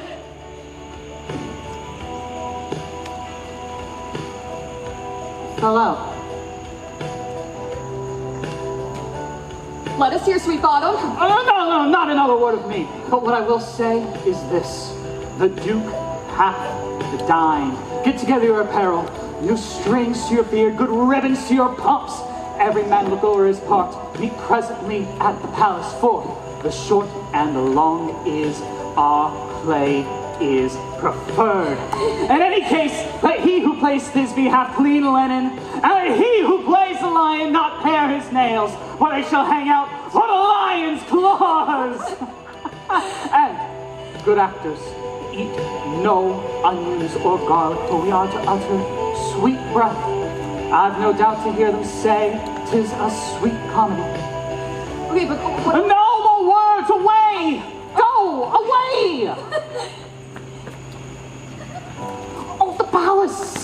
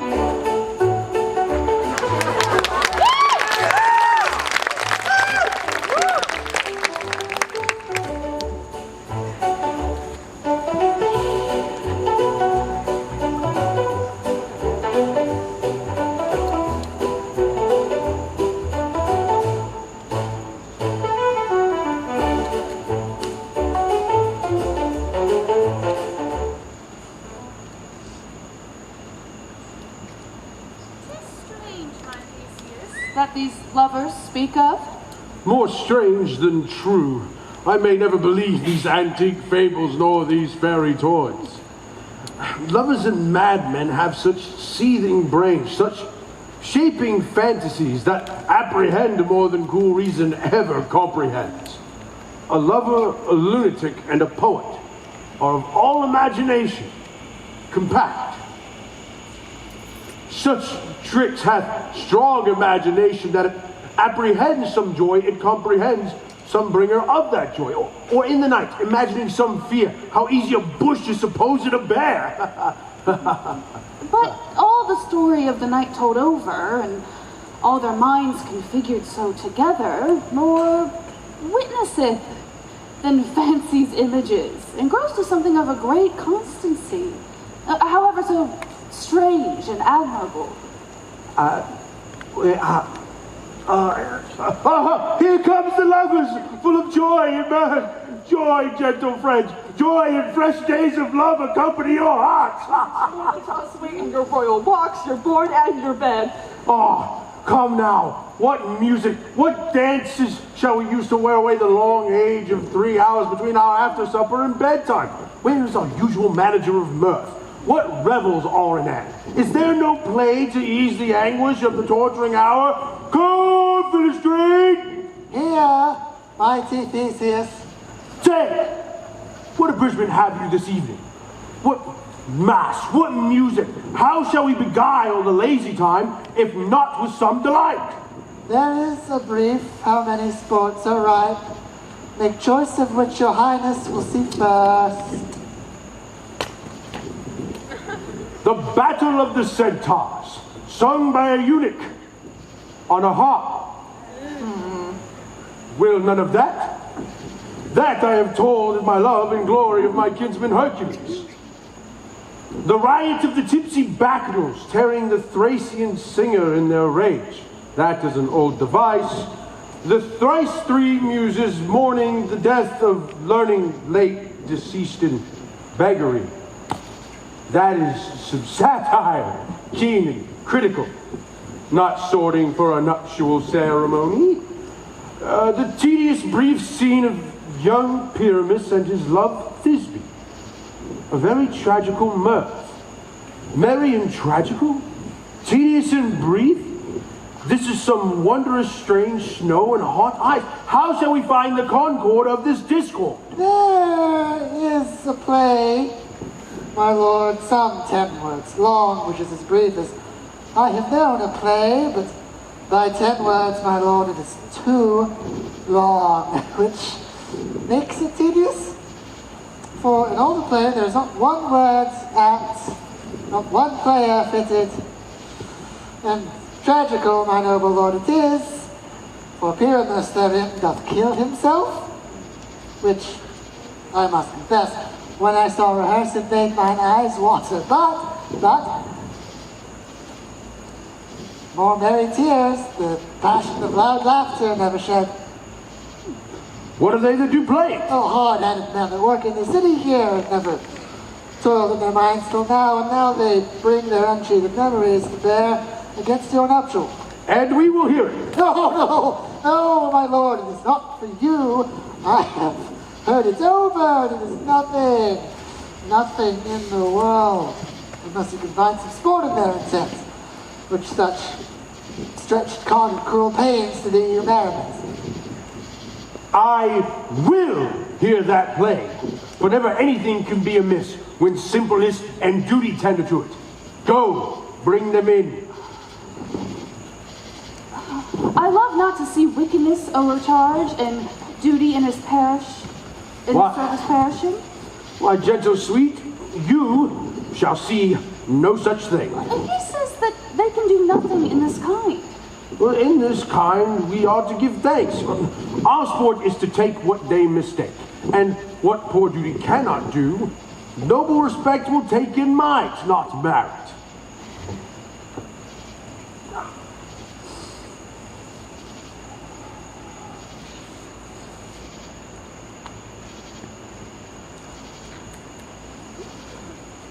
So please, your grace, the prologue is addressed. Let him approach.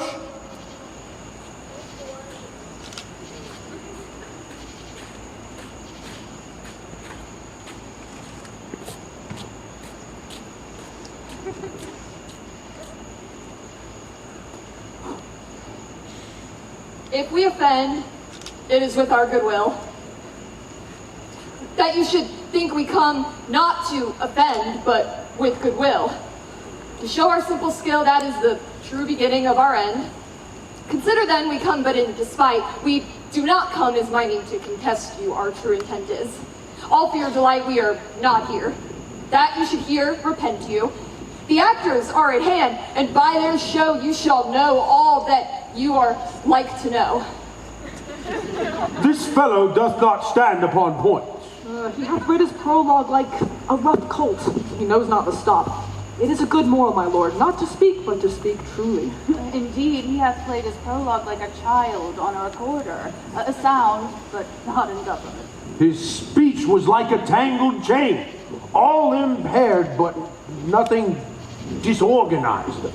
Who is next?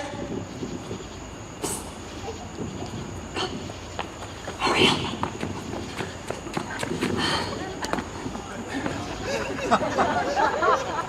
Gentles, perchance you wonder at this show, but wonder on till truth make all things plain. This man is Pyramus, if you would know. This beauteous lady Thisbe is certain, and this man with lime and rough cast doth present wall, that vile wall which did these lovers sunder, and through that wall's chink, poor souls, they are content to whisper.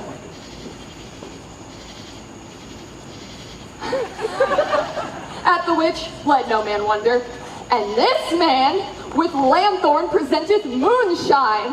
For if you will know, by moonshine did these lovers think no scorn to meet at Ninus's tomb, there to woo. This grisly beast, which Lion hides by name, the trusty Thisbe coming first at night did scare away, or rather did affright. And as she fled, her mantle she did fall, which Lion with vile bloody mouth did stain.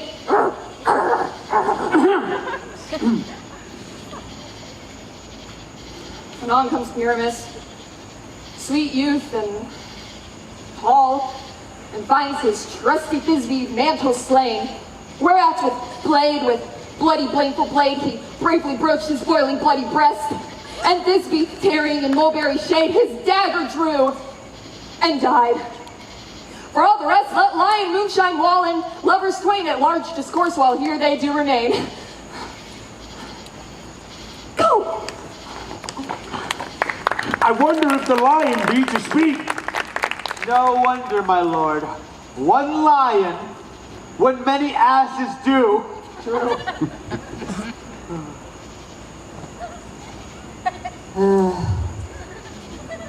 In this same interlude, it doth befall that I, one snout by name, present a wall. And such a wall as I would have you think, that had in it a crannied hole or chink, through which the lovers, Pyramus and Thisbe, did whisper often very secretly, this loam, this rough cast, and this stone doth show, I am that same wall. The truth is so. And though this cranny is right and sinister, through which the fearful lovers are to whisper. Would you desire Lyman Hair to speak better? It is the wittiest partition I have ever heard discourse, my lord. Pyramus draws near the wall. Silence. Oh, grim-looking night, all night, with hue so black. All night, whichever art when day is not. All night, alack. Alack.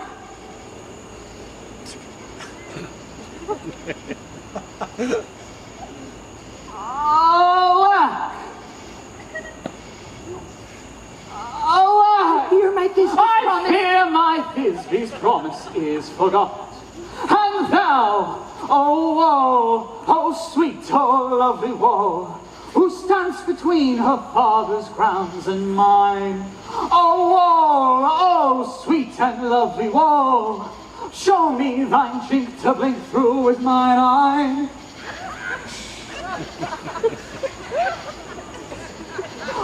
Jove shield thee well for this. But what see I? No Thisbe do I see! Oh, vile war to whom I see no bliss! Cursed be thy stones for thus deceiving me!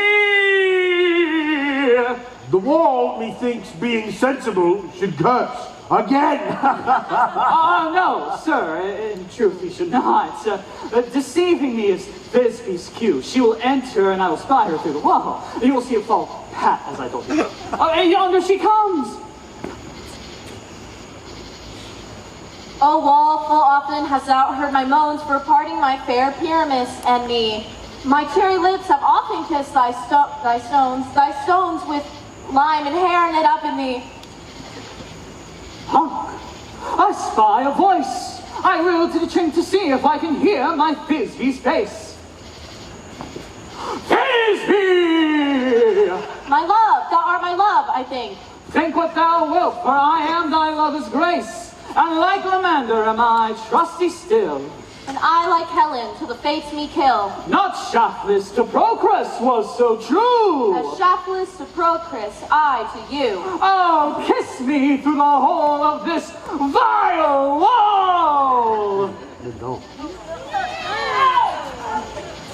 All right. I kiss the wall's hole, not your lips at all. Wilt thou at Ninny's tomb meet Ninus to meet me straightway?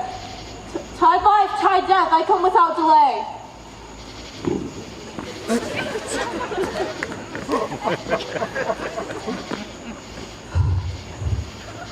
Thus have I, wall, my part discharged so, and being done, thus wall away doth go.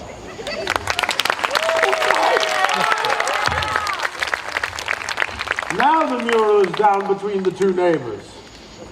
No remedy, my lord, when walls are so willful to hear without warning. This is the silliest stuff that ever I heard. The best in this kind are but shadows, and no worse is worse if imagination amend them. Well, it must be your imagination then, and not theirs. If we imagine of them no worse than they themselves, they may pass for excellent men. But here comes in two noble beasts, a man and a lion.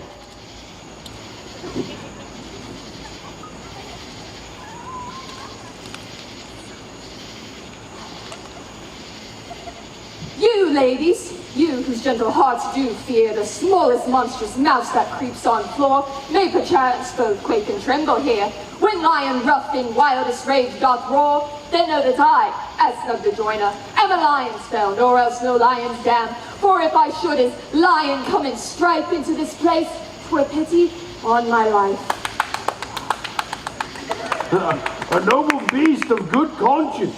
The very best set of beasts I e'er heard, my lord. The lion is a very fox for his valor.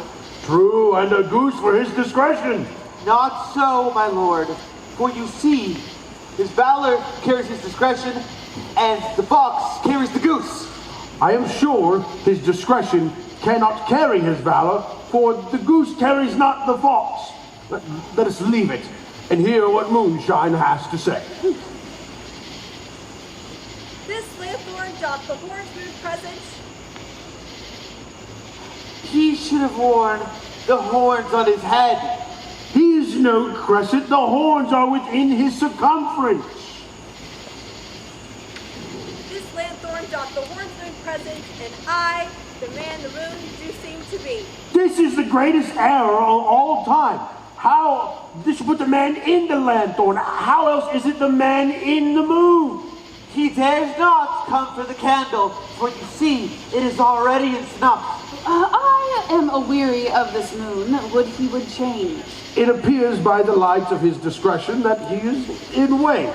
But, in all courtesy, for all reason, we must stay the time. Proceed, moon. All I have to tell you is this lanthorn, my lanthorn, I, the man in the moon, and this thorn brush, my thorn brush. Why all these should be in the lanthorn when they're already in the moon? But silence! Here comes Thisbe.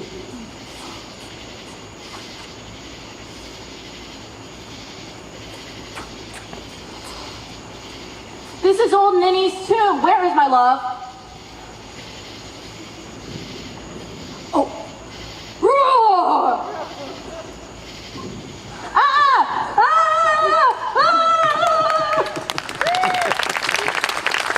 Well roared, lion!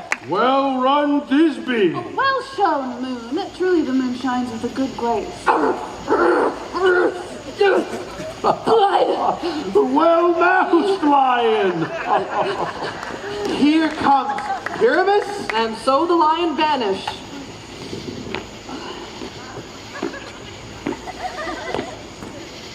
I thank thee, moon, for thy sunny beams.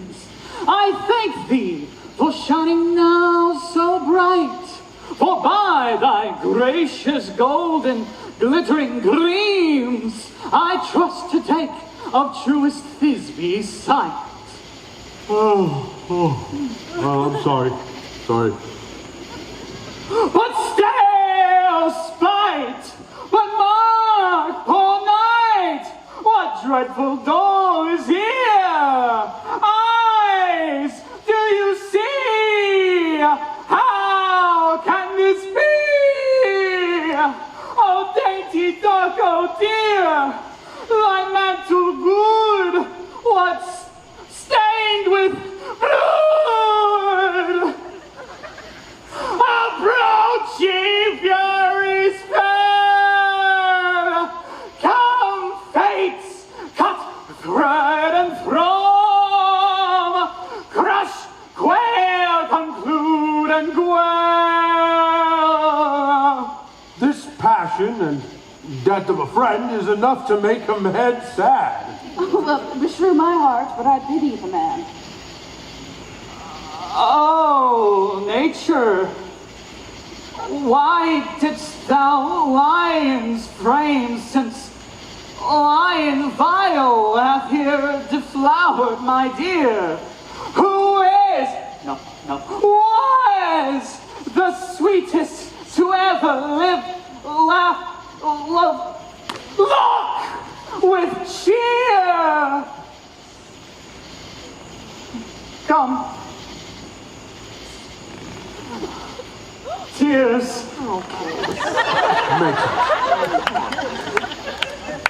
Confound. Out. Sword. And wound the path of Pyramus.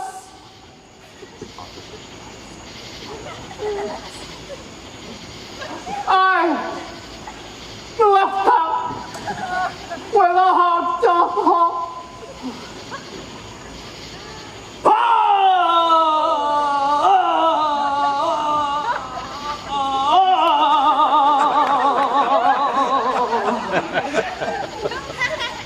Thus die I,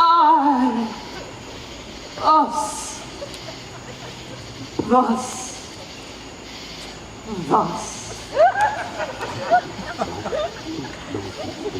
Now I'm dead! Now I'm fled!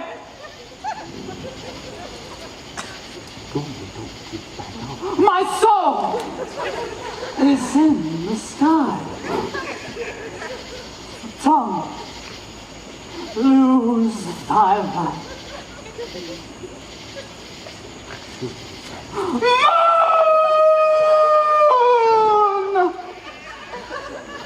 Take thy flight. Now die. Die. Die.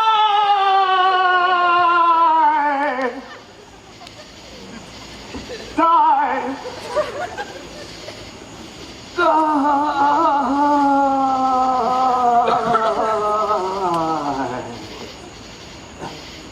No, die, but an ace for him, for he is but one. Less than an ace, man, for he is nothing. He is dead. With the help of a surgeon, he may yet recover and prove himself an ass.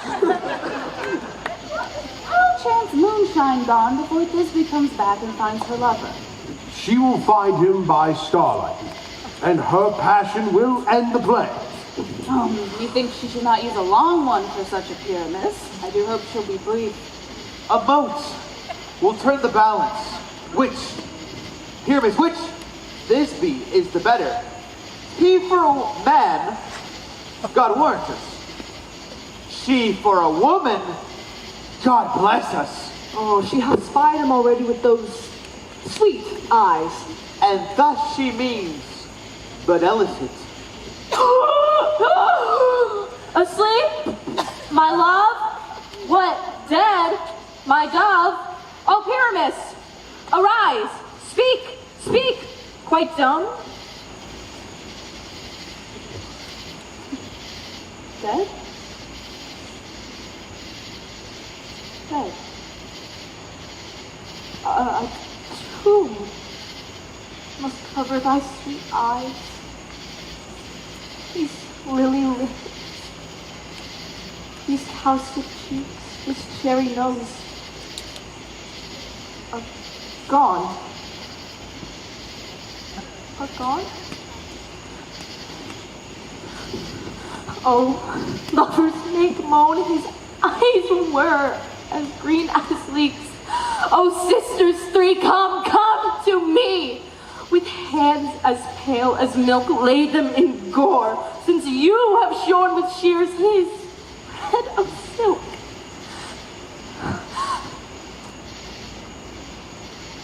Come, trusty sword. Come, blade, my breast imbue.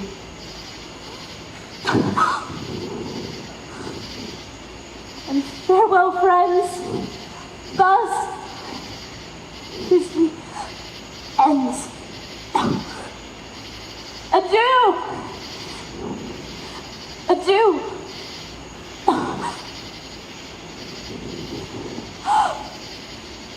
Adieu.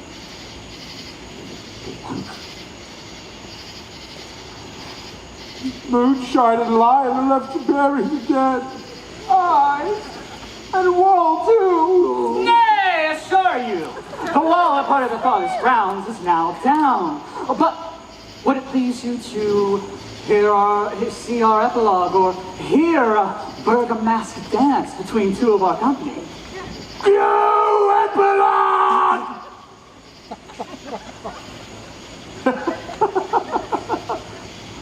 I pray you, for your play needs no excuse.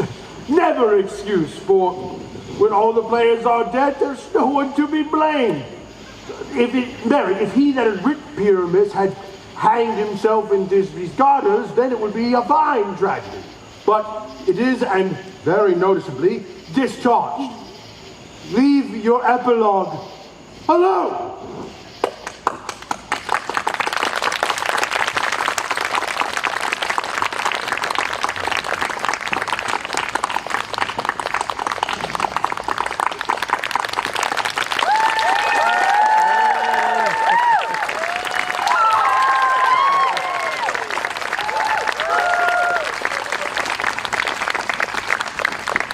The iron tongue of midnight has told 12. Lovers to bed. 'Tis almost fairy time. Oh. I fear we will oversleep the morn as we have this night overwatched. This palpable gross play hath well beguiled the gate of night. Sweet friends, to bed. We will hold this night in solemnity, all new revels in new jollity. Now the hungry lion roars, and the wolf behowls the moon, whilst the heavy plowman snores, all with weary tasks foredone. Now the wasted brands do glow, whilst the screech owl screeching loud puts the wretch that lies in woe in remembrance of a shroud. Now it is that time of night that the graves all gaping wide, everyone lets forth his sprite in the churchway paths to glide. And we fairies that do run by the triple Hecate's team now are frolic. Not a mouse shall disturb this hallowed house, for I am sent with broom before to sweep the dust behind the door. If we shadows have offended, think but this and all is mended, that you have but slumbered here while these visions did appear, and this weak and idle theme no more yielding but a dream. Gentles, do not reprehend. If you pardon, we will mend. Now, to scape the serpent's tongue, we will make amends ere long. Else the pup a liar call. So, good night unto you all. Give me your hands if we be friends, and Robin shall restore amends.